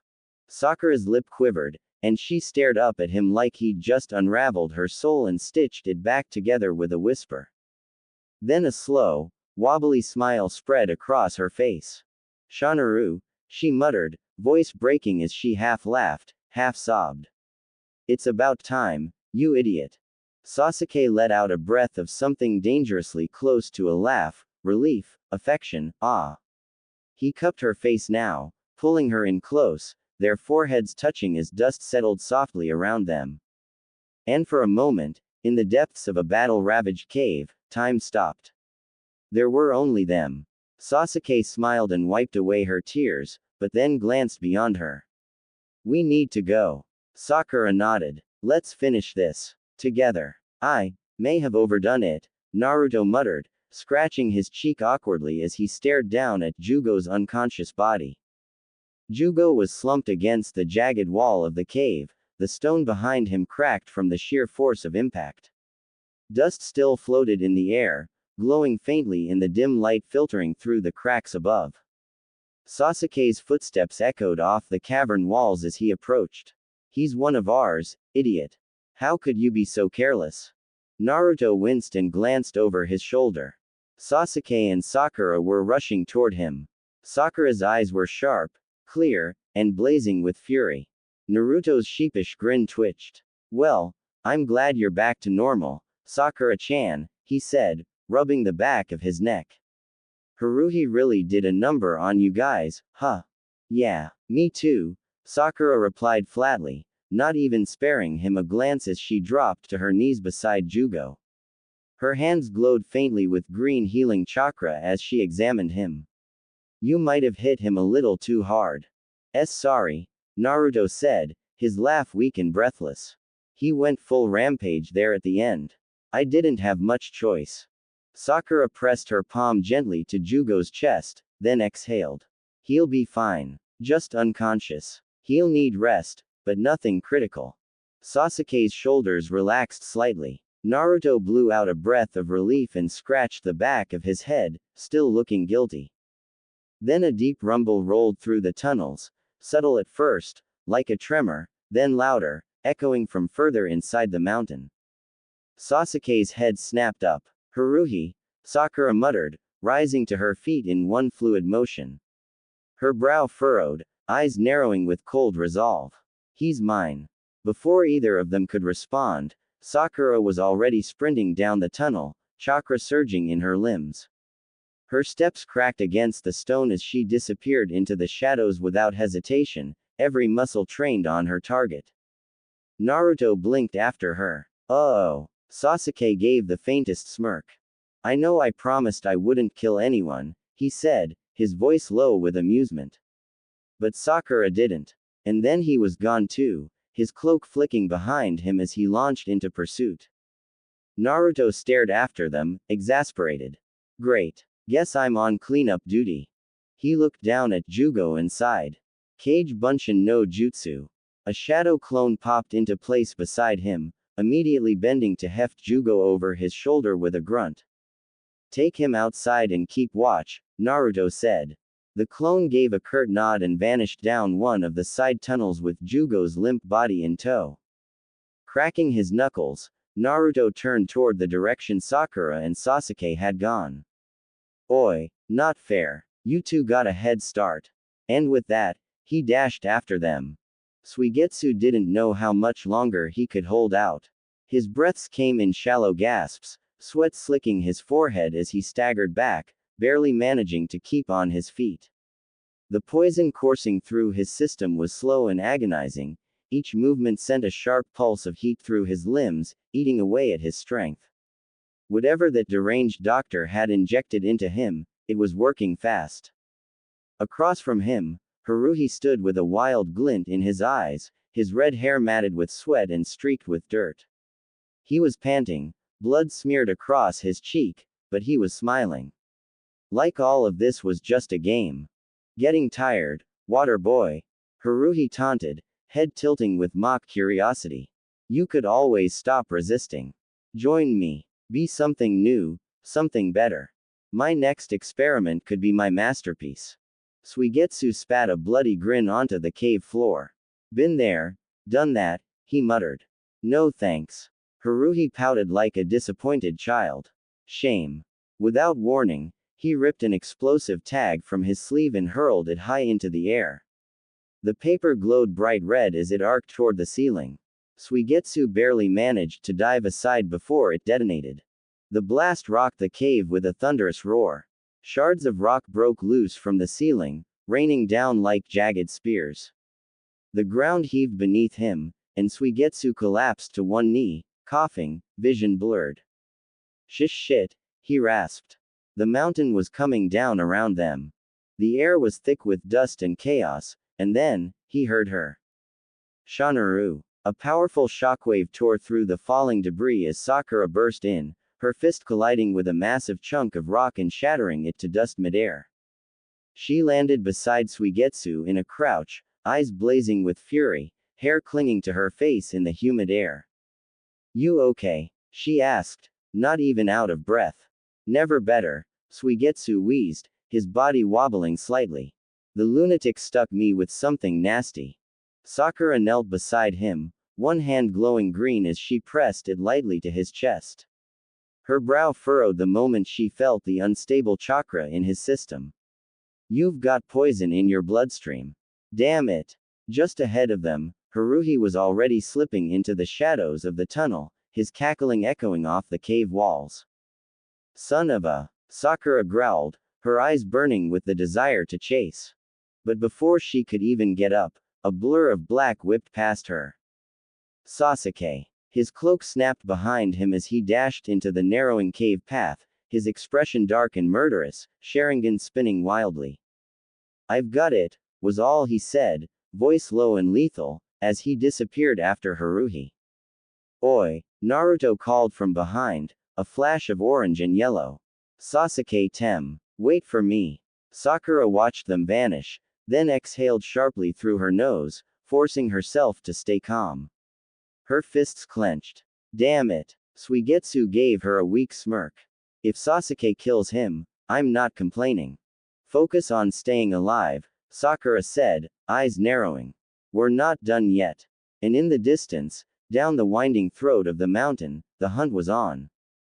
Naruto and Sasuke caught up to Haruhi in seconds, their footsteps echoing through the cavern like thunder rolling in a storm. The tunnel had narrowed into a jagged, suffocating dead end.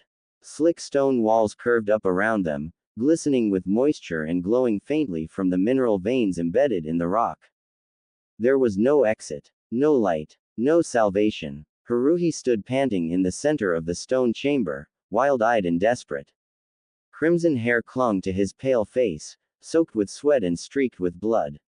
His gaze darted madly from wall to wall, searching for a way out.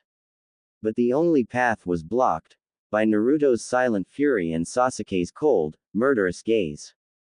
He froze as the weight of the Sharingan fell upon him like a hammer, locking him in place. You're cornered, Sasuke said, his voice low and venomous, his sword gleaming in the half-light.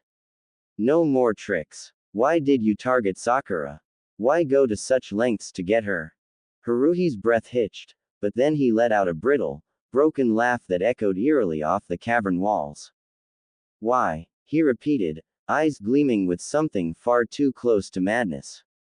He slowly turned, arms spread as if to welcome them. Because I'm a secret admirer.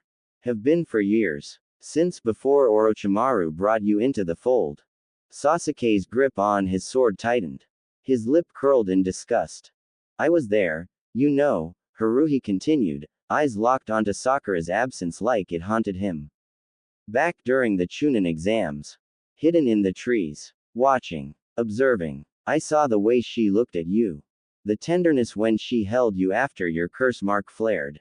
The way she threw herself between you and death without hesitation.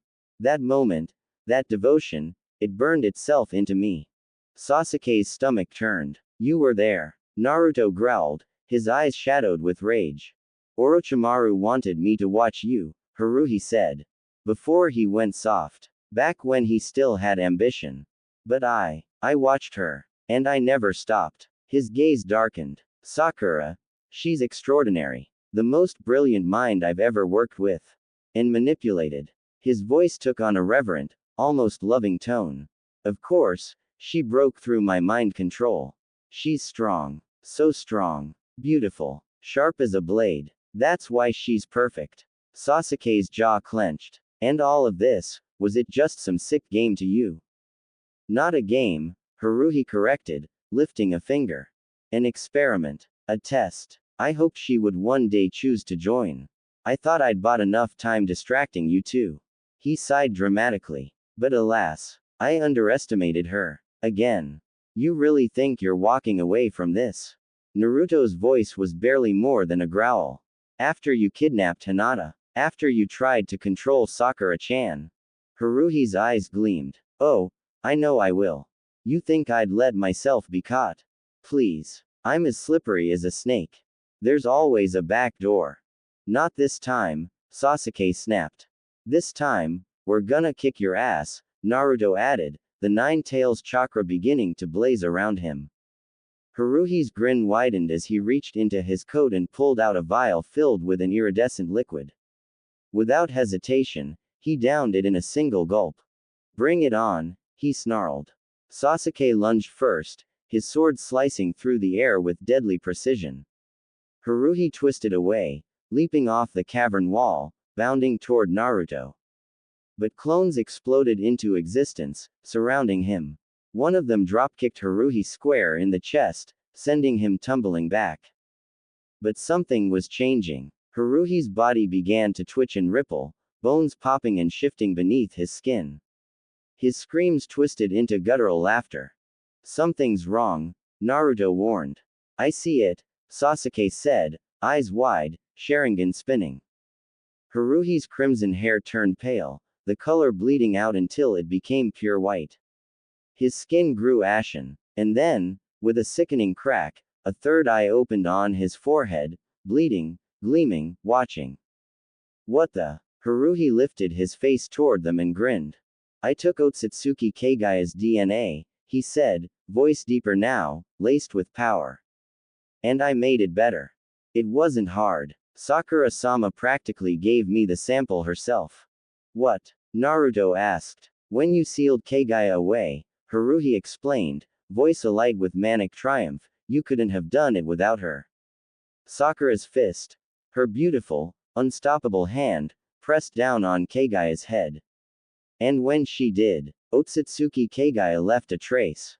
Just a speck. Just enough. I scraped it off Sakura's knuckles later, like a love letter. Realization dawned on Sasuke. You scraped Kagaya's DNA from her hand. What a freak, Naruto muttered, face contorted in disgust.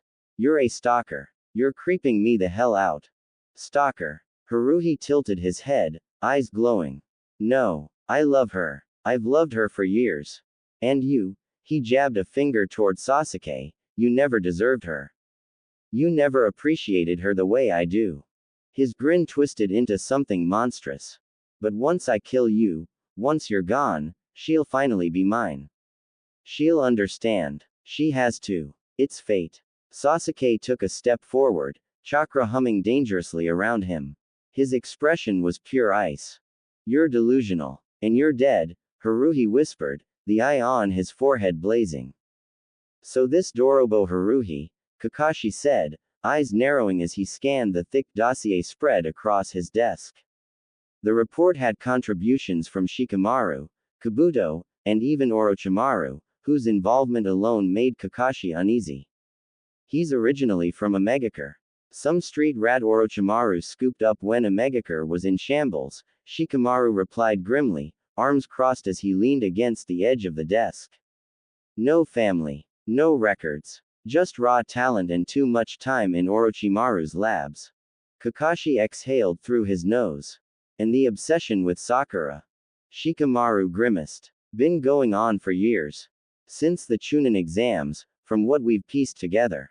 He's been lurking in the background, watching. Planning. Fixated. Kakashi's shoulders slumped slightly as he ran a hand through his silver hair, weariness lining his voice. Years. Of course. Yeah, Shikamaru said, voice tight. Creepy as hell. But from Sai's last transmission, apparently Team Oboro was in on everything. Which means there might be a leak of some kind in a Megakure. Or they went rogue, Kakashi muttered, setting the report down. His gaze drifted toward the window, where clouds hovered low over Konoha like a bad omen. Whatever comes, I just hope they're ready. Team 7 is practically invincible, Shikamaru said, but there was an edge of hesitation behind the confidence. Kakashi's eye creased into a faint smile, though it didn't reach his voice. Let's hope. Practically, is enough this time. Sakura's brow furrowed in sharp concentration, sweat beading along her hairline as she hovered her glowing hands over Suigetsu's chest. The soft green of her chakra pulsed steadily, weaving through his body to isolate and expel the poison burning through his veins. Suigetsu flinched, a sharp hiss escaping his lips as she moved her fingers with feather-like precision along his ribs. Damn, sensei, he groaned through clenched teeth. You trying to pull the poison out or rip my insides apart? Hold still, Sakura said, voice tight. The toxin is fused near your major pathways. Just a few more minutes and I'll have it out. An explosion boomed deeper within the mountain, and the walls of the cave trembled violently.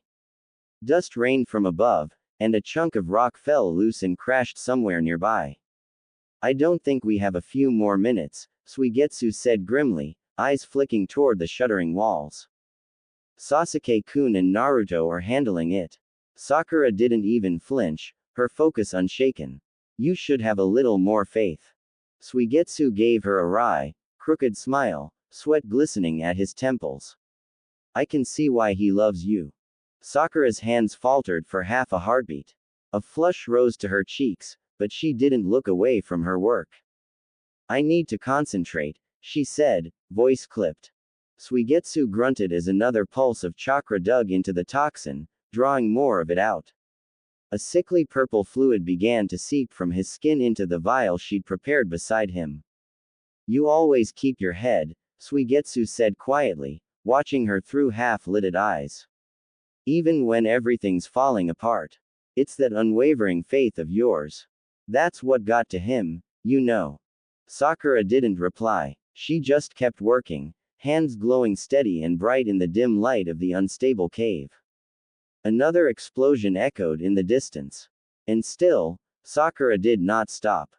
Damn it! Naruto snarled as Haruhi grabbed one of his clones by the throat and hurled it into the others like a missile. The resulting explosion of chakra dispersed the entire squad in a cloud of smoke and dust. Why the hell is he so strong? I told you, Haruhi cackled, his voice ringing with manic glee. Kagaya's DNA is amplifying my power. I'm not just strong, I'm evolution incarnate. You can't stop me. I will win. Like hell you are. Naruto growled, the red flicker of Kurama's chakra curling around him like flame. Not today, Sasuke said coldly, his Sharingan gleaming. Chidori. Rasengan. Both shinobi launched at Haruhi from opposite sides, their chakra crackling with lethal force. But Haruhi only laughed, sharp, wild, and ecstatic, as he vaulted into the air with unnatural speed. This is fun. I haven't had this much fun in years. He shouted. All those hours in the lab. All that meticulous research. And now, I get to field test it. Tell me, on a scale of 1 to 10, how much pain are you in?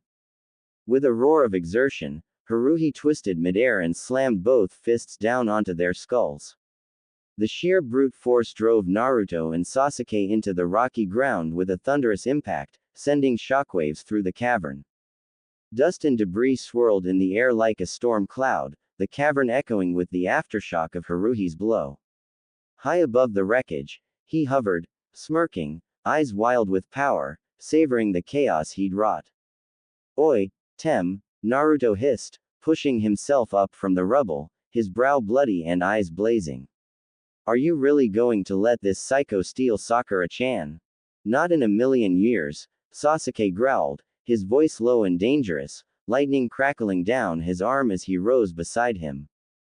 Naruto wiped a smear of blood from his cheek. Then let's go kick his ass. But before either of them could make their move, the ceiling above them cracked with a thunderous crack. A blur of pink and green burst through the falling stone. A single fist came crashing down from above, colliding with Haruhi's skull mid-laugh. Boom. Haruhi went flying across the cavern like a ragdoll, slamming into the far wall with such force that stone craters had been formed from the impact alone. Shanaru. Haruno Sakura had arrived. Pink hair whipped in the wake of her power, green eyes locked on the enemy with unwavering intensity. Sasuke stared at her, momentarily frozen. That strength, that determination, that unrelenting spirit, it radiated from her in waves. And in that moment, she was breathtaking. Fierce, Radiant, unstoppable. I couldn't let you guys have all the fun, Sakura said with a smirk, cracking her knuckles as she strode forward. Suigetsu's fine. I sent him to find Sai.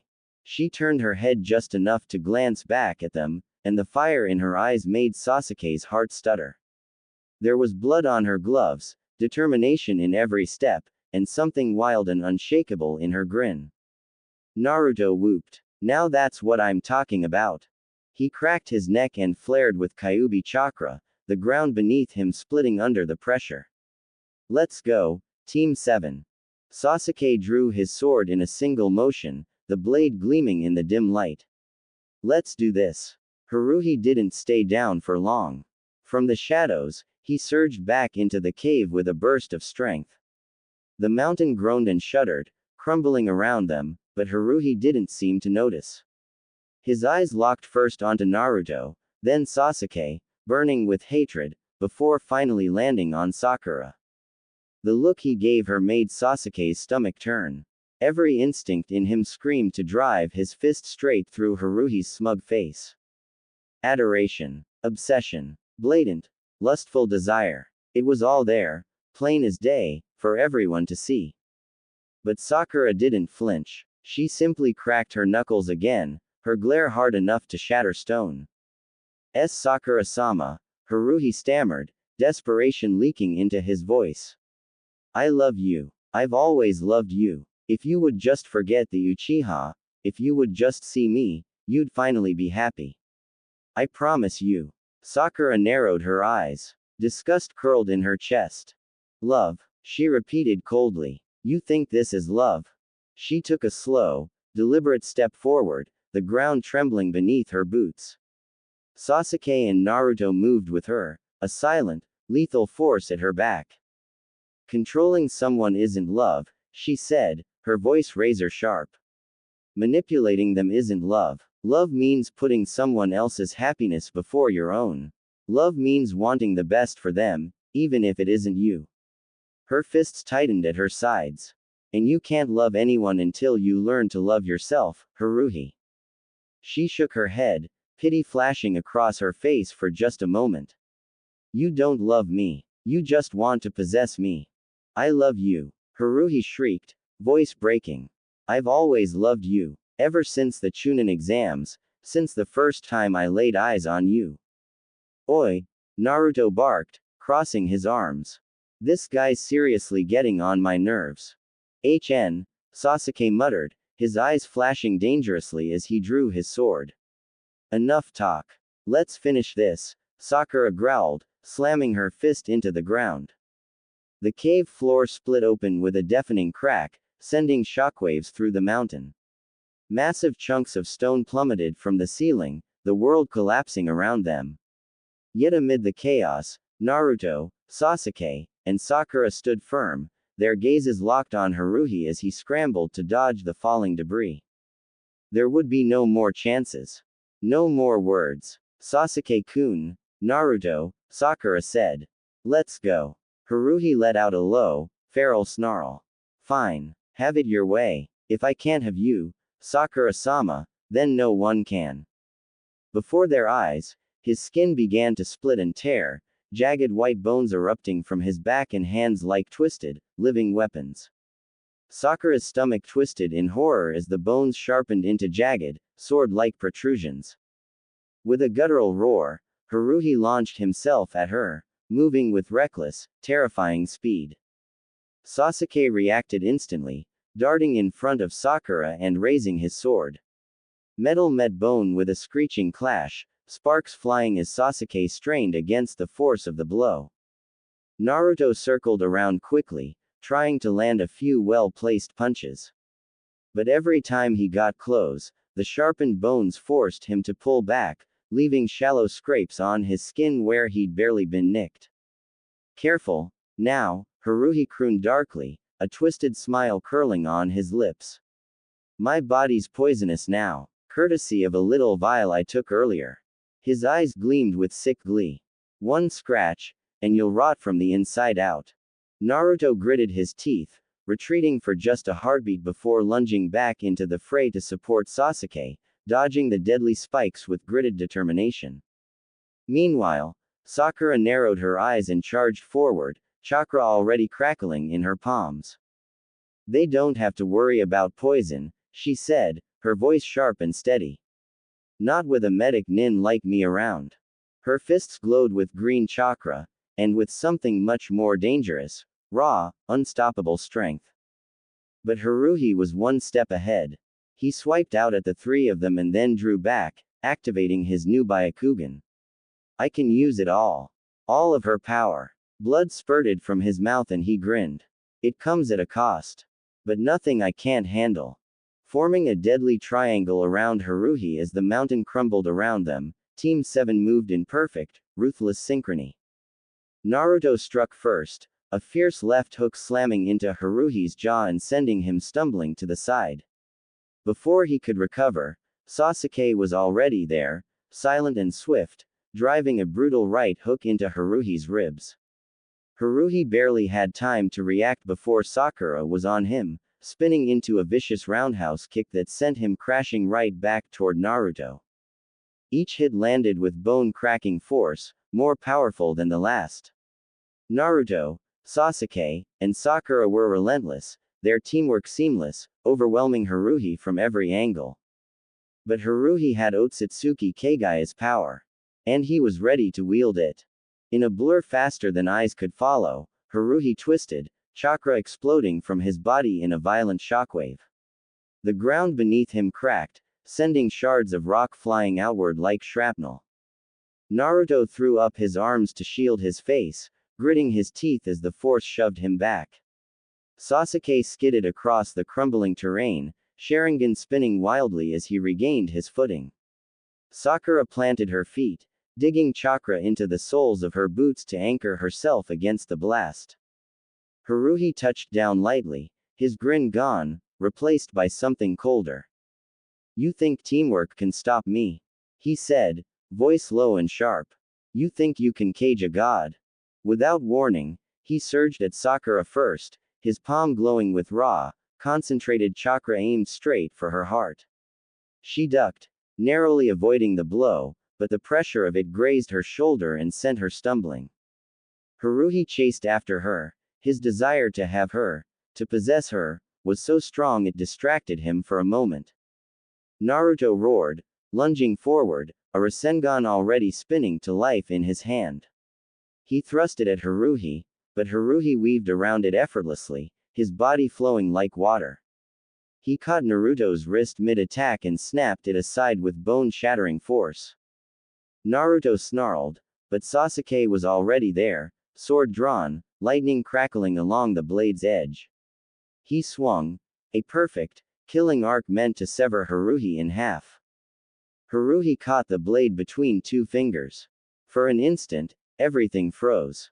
Then Haruhi ripped the sword from Sasuke's hands and shattered it against his knee like it was no more than glass. You're strong, Haruhi admitted, tossing the broken hilt aside. But not strong enough. Sakura, blood trickling from her mouth, wiped it away with the back of her hand. Her emerald eyes sharpened, and she moved back into formation without a word. Sasuke and Naruto mirrored her. No hesitation, no fear. Together, they launched at Haruhi again, because even if they were facing a god, they would fight until the very last breath. The mountain above them began to collapse entirely, and somewhere deep within the falling rubble, a forgotten power stirred. You good Naruto? Sakura asked, not bothering to take her eyes off Haruhi. I'm good, he replied. Hashirama's cells are healing my wrist. And the poison. I'm good for now. Sakura nodded. Haruhi couldn't keep his eyes off of Sakura. She was beautiful in all of her might. But that would be his downfall. Oi, Sasuke, Sakura-chan, Naruto called out, flashing them a mischievous grin.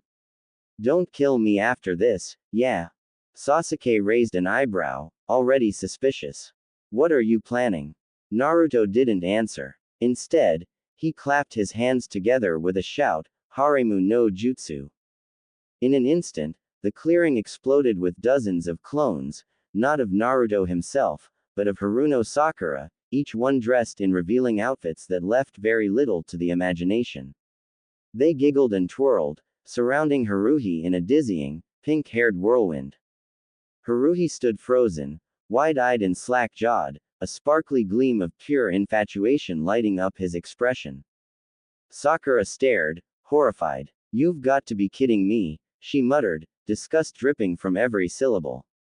Out of the corner of her eye, she caught Sasuke stiffen. A blush crept on his cheeks, but with a sharp shake of his head, he recovered before anyone could point it out. "Haruhi-kun," the Sakura clones cooed sweetly, weaving around him with exaggerated sighs and fluttering lashes. "Haruhi-kun, we love you so much." "Oh, Haruhi-kun." Sakura's brow twitched. What an idiot. Before Haruhi could regain his senses, Naruto launched himself out from behind the wall of clones, his fist cocked back. With a resounding crack, he nailed Haruhi square in the jaw, sending him stumbling. Naruto landed lightly and smirked at his teammates. Ready for round 2. Without hesitation, Sasuke and Sakura moved in, flanking Haruhi from both sides as they launched into their coordinated assault. And no matter how desperately Haruhi swung back, no matter what he tried to throw at them, it wasn't enough. Against the full force of Team 7, together and unbreakable, he didn't stand a chance. "This is for Hinata," Sakura snarled, driving her knee into Haruhi's gut with brutal force. The impact lifted him off the ground, sending him flying upward through the dust and debris. Desperate to escape, Haruhi twisted midair, gathering chakra to make a break for it, but Sasuke was already waiting. "Lion's barrage," Sasuke barked, his voice low and dangerous. He drove a powerful kick into Haruhi's back, slamming him back toward the ground with crushing momentum. The mountain finally gave way around them. Chunks of stone crashed down, and in the next heartbeat, clear blue sky spilled through the cracks. Morning sunlight bathed the battlefield, shining over the ruins as Team 7 stood atop a broken mountain of rubble. Naruto whistled low, a grin tugging at his lips. "Man, that brings back memories," he said, cracking his knuckles. "Didn't I, improve on that move, though, Tem?" Sasuke let out a rare chuckle. "Remind me how you improved it, done." "Gladly," Naruto said, flashing a fox-like grin. Kage Bunshin no Jutsu. In an instant, a squadron of clones burst into existence. They surged forward, each clone launching Haruhi into the air with a coordinated attack, shouting, "Uzumaki." With every blow, the real Naruto sprang off one of the clones, rocketing skyward with ease. Midair, he twisted into a spinning heel drop, slamming his heel directly into Haruhi's chest and sending him plummeting back down like a meteor. Haruhi hit the ground hard, barely conscious, landing right at Sakura's feet. Groaning, Haruhi weakly raised a trembling hand toward her, his fingers twitching in a feeble, pathetic reach. Sakura just smiled coldly. She lifted her fist high and brought it down onto Haruhi's head, knocking him so hard he saw stars bursting behind his eyelids. Haruhi didn't get up again. "It hurts, Sakura-chan," Naruto whined, wincing as Sakura worked to force the poison from his body. Sakura rolled her eyes, not missing a beat. "Stop being such a baby and just hold still." She threw a glance at Sasuke, who was standing a few feet away, glaring down at Haruhi's unconscious body. "You okay, Sasuke-kun?" "Ah," he said gruffly, barely glancing up. "Man, that was epic," Naruto chuckled, flashing a grin. "Brought back so many memories. Kaka-sensei really needs to send us out on more missions together." "Sure, Naruto," Sakura said dryly, raising an eyebrow at him. She wiped her hands clean and asked, "How's Hinata doing?"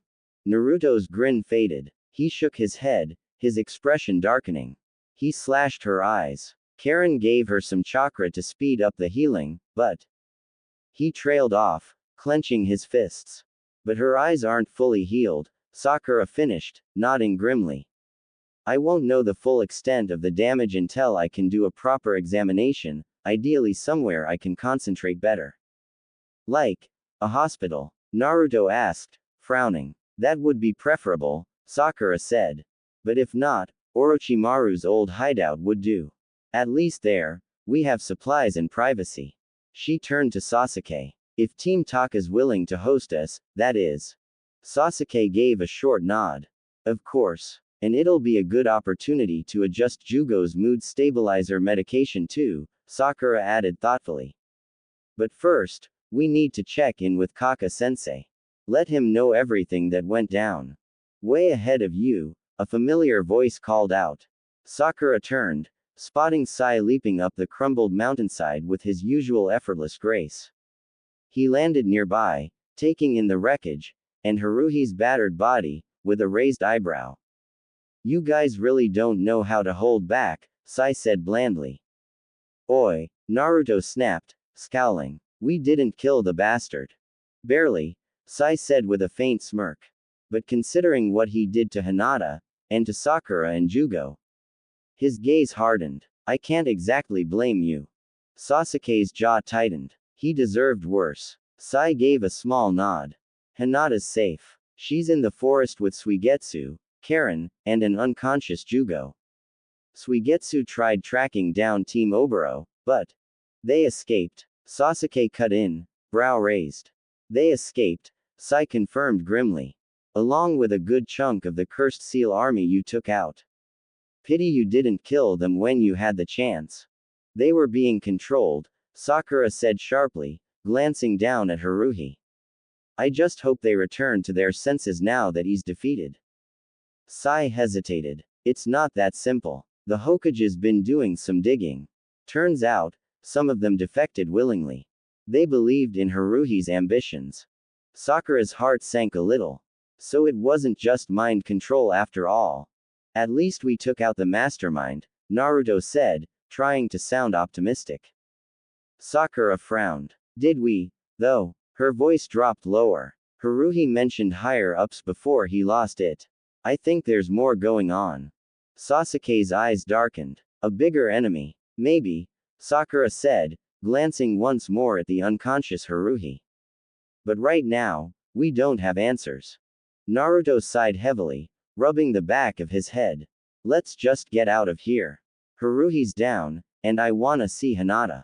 It doesn't hurt, Naruto-kun, Hinata reassured her husband as he anxiously inspected her for the 5th time. She gave a small, brave smile. Aside from losing my sight, I feel perfectly fine. After Team 7 had descended the massive heap of rubble that had once been the mountain's summit, they regrouped with Suigetsu, Karen, Hinata, and Jugo at the forest's edge. Jugo remained unconscious, slumped heavily against a tree, while Suigetsu kept a vigilant watch over him. You're not perfectly fine, Naruto muttered stubbornly, his frown deepening as he glanced back at Sakura, desperation written all over his face. Nay, Sakura-chan, when can she get her sight back? I told you, Sakura said, a little impatiently, once we find somewhere stable and quiet where I can properly concentrate, I should be able to help her recover. But that last fight drained me. I need to rest first. Naruto's shoulders sagged, and he pouted, making him look far younger than his years. Sasuke scoffed quietly and crossed his arms. Have a little patience, done. Sakura will heal your wife. I know, Naruto whined, kicking at the dirt childishly. Karen, arms crossed and curiosity written on her face, turned to Sakura. You can really do that? Yeah, Sakura replied confidently. I can use a variation of Chikatsu Seisei no Jutsu, the healing resuscitation regeneration technique, to repair Hinata's eyes. Thankfully, she doesn't need a full body reconstruction thanks to your healing abilities. She shot Karen a warm, grateful grin. Thanks for that. It was nothing, Karen stammered, turning away and scratching her cheek in embarrassment, her face tinted pink. A variation, Sasuke echoed, his voice laced with curiosity. It's something I've been working on, Sakura answered a little too quickly, brushing a stray lock of hair behind her ear. Sasuke's gaze sharpened, catching the subtle shift in her tone. She was hiding something. But for now, He let it go. He'd find out eventually. That's amazing, Sakura-chan, Naruto said, a broad grin finally breaking across his face. We should get moving, Sai interrupted, eyeing the unconscious Haruhi with wary suspicion. There are still rogue shinobi from that cursed seal army lurking around. They'll want Haruhi back, and we can't risk losing him, not before we get the answers we need. Sasuke nodded in agreement, then turned to Suigetsu and Karen. We're using your base for the night. Think you can spare a few rooms? Karen glanced at Suigetsu, who shrugged casually. Yeah, we've got space. Follow us. This is quaint, Naruto said, glancing around the surprisingly spacious examination room. The walls were spotless, and the equipment was meticulously organized. Orochimaru might be creepy as hell, but I'll give him this, he sure knows how to set up a lab. Sakura rolled her eyes and stepped inside, already scanning the room for what she needed. Bring Hinata over and set her down in that chair, she instructed, pointing to a padded seat near the center. I need to examine her. Naruto hesitated, frowning. But you said you can't heal her until tomorrow. Why bother looking now? Because, Sakura said with a sigh, already pulling on her gloves, I need to assess the extent of the damage first. I can't form a proper treatment plan without seeing exactly what I'm working with. Grumbling under his breath, Naruto gently guided Hinata to the chair. Once she was settled, he flopped down onto a nearby patient bed, kicked off his sandals, and closed his eyes. Within seconds, loud, rumbling snores filled the air. Hinata stifled a giggle behind her hand while Sakura simply shook her head. He was like a mad dog all night, Sakura muttered as she began her examination, her chakra-laced fingers hovering over Hinata's clouded, unfocused eyes. The damage was extensive, delicate tissues torn, but it was nothing Sakura couldn't handle. Couldn't stop, until he found you. Hinata's cheeks turned a soft pink. I knew he'd come for me, she whispered. I feel guilty that I was used as bait to get to you, Sakura. Sakura paused, her hand stilling for a moment. She gave Hinata a small, rueful smile. Haruhi would have found another way to pull me into his twisted plans. If it hadn't been you, it would have been someone, or something, else.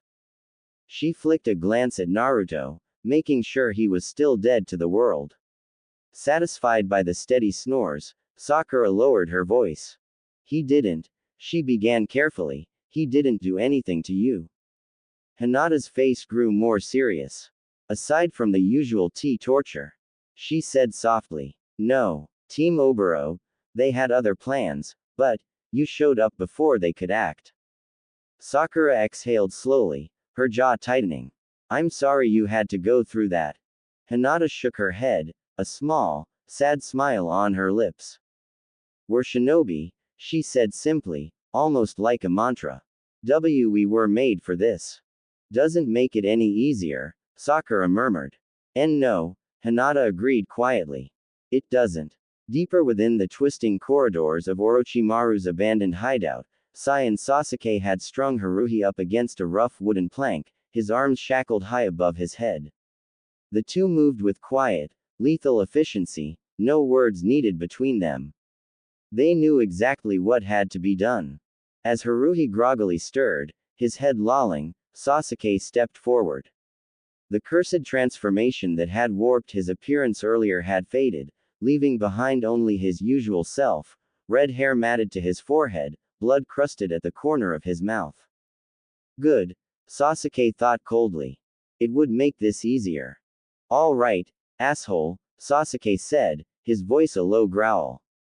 Haruhi blinked blearily at him, struggling to focus. Start talking.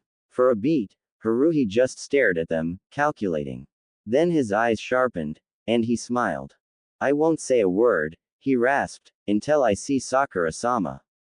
A dangerous flicker crossed Sasuke's face. How dare he speak her name so casually after everything he had done to her, after everything he had tried to do. Sai sighed behind him, already anticipating how this would go. Looks like it's going to be a long night, he muttered.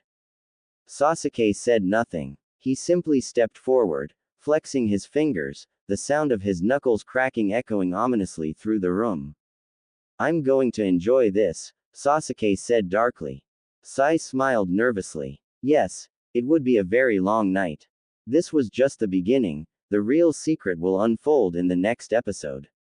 If you enjoyed this story, don't forget to like, share, and subscribe. And hit the bell icon so you'll be the first to see what happens next. See you again in the next journey of Uzumaki Empire 2.0.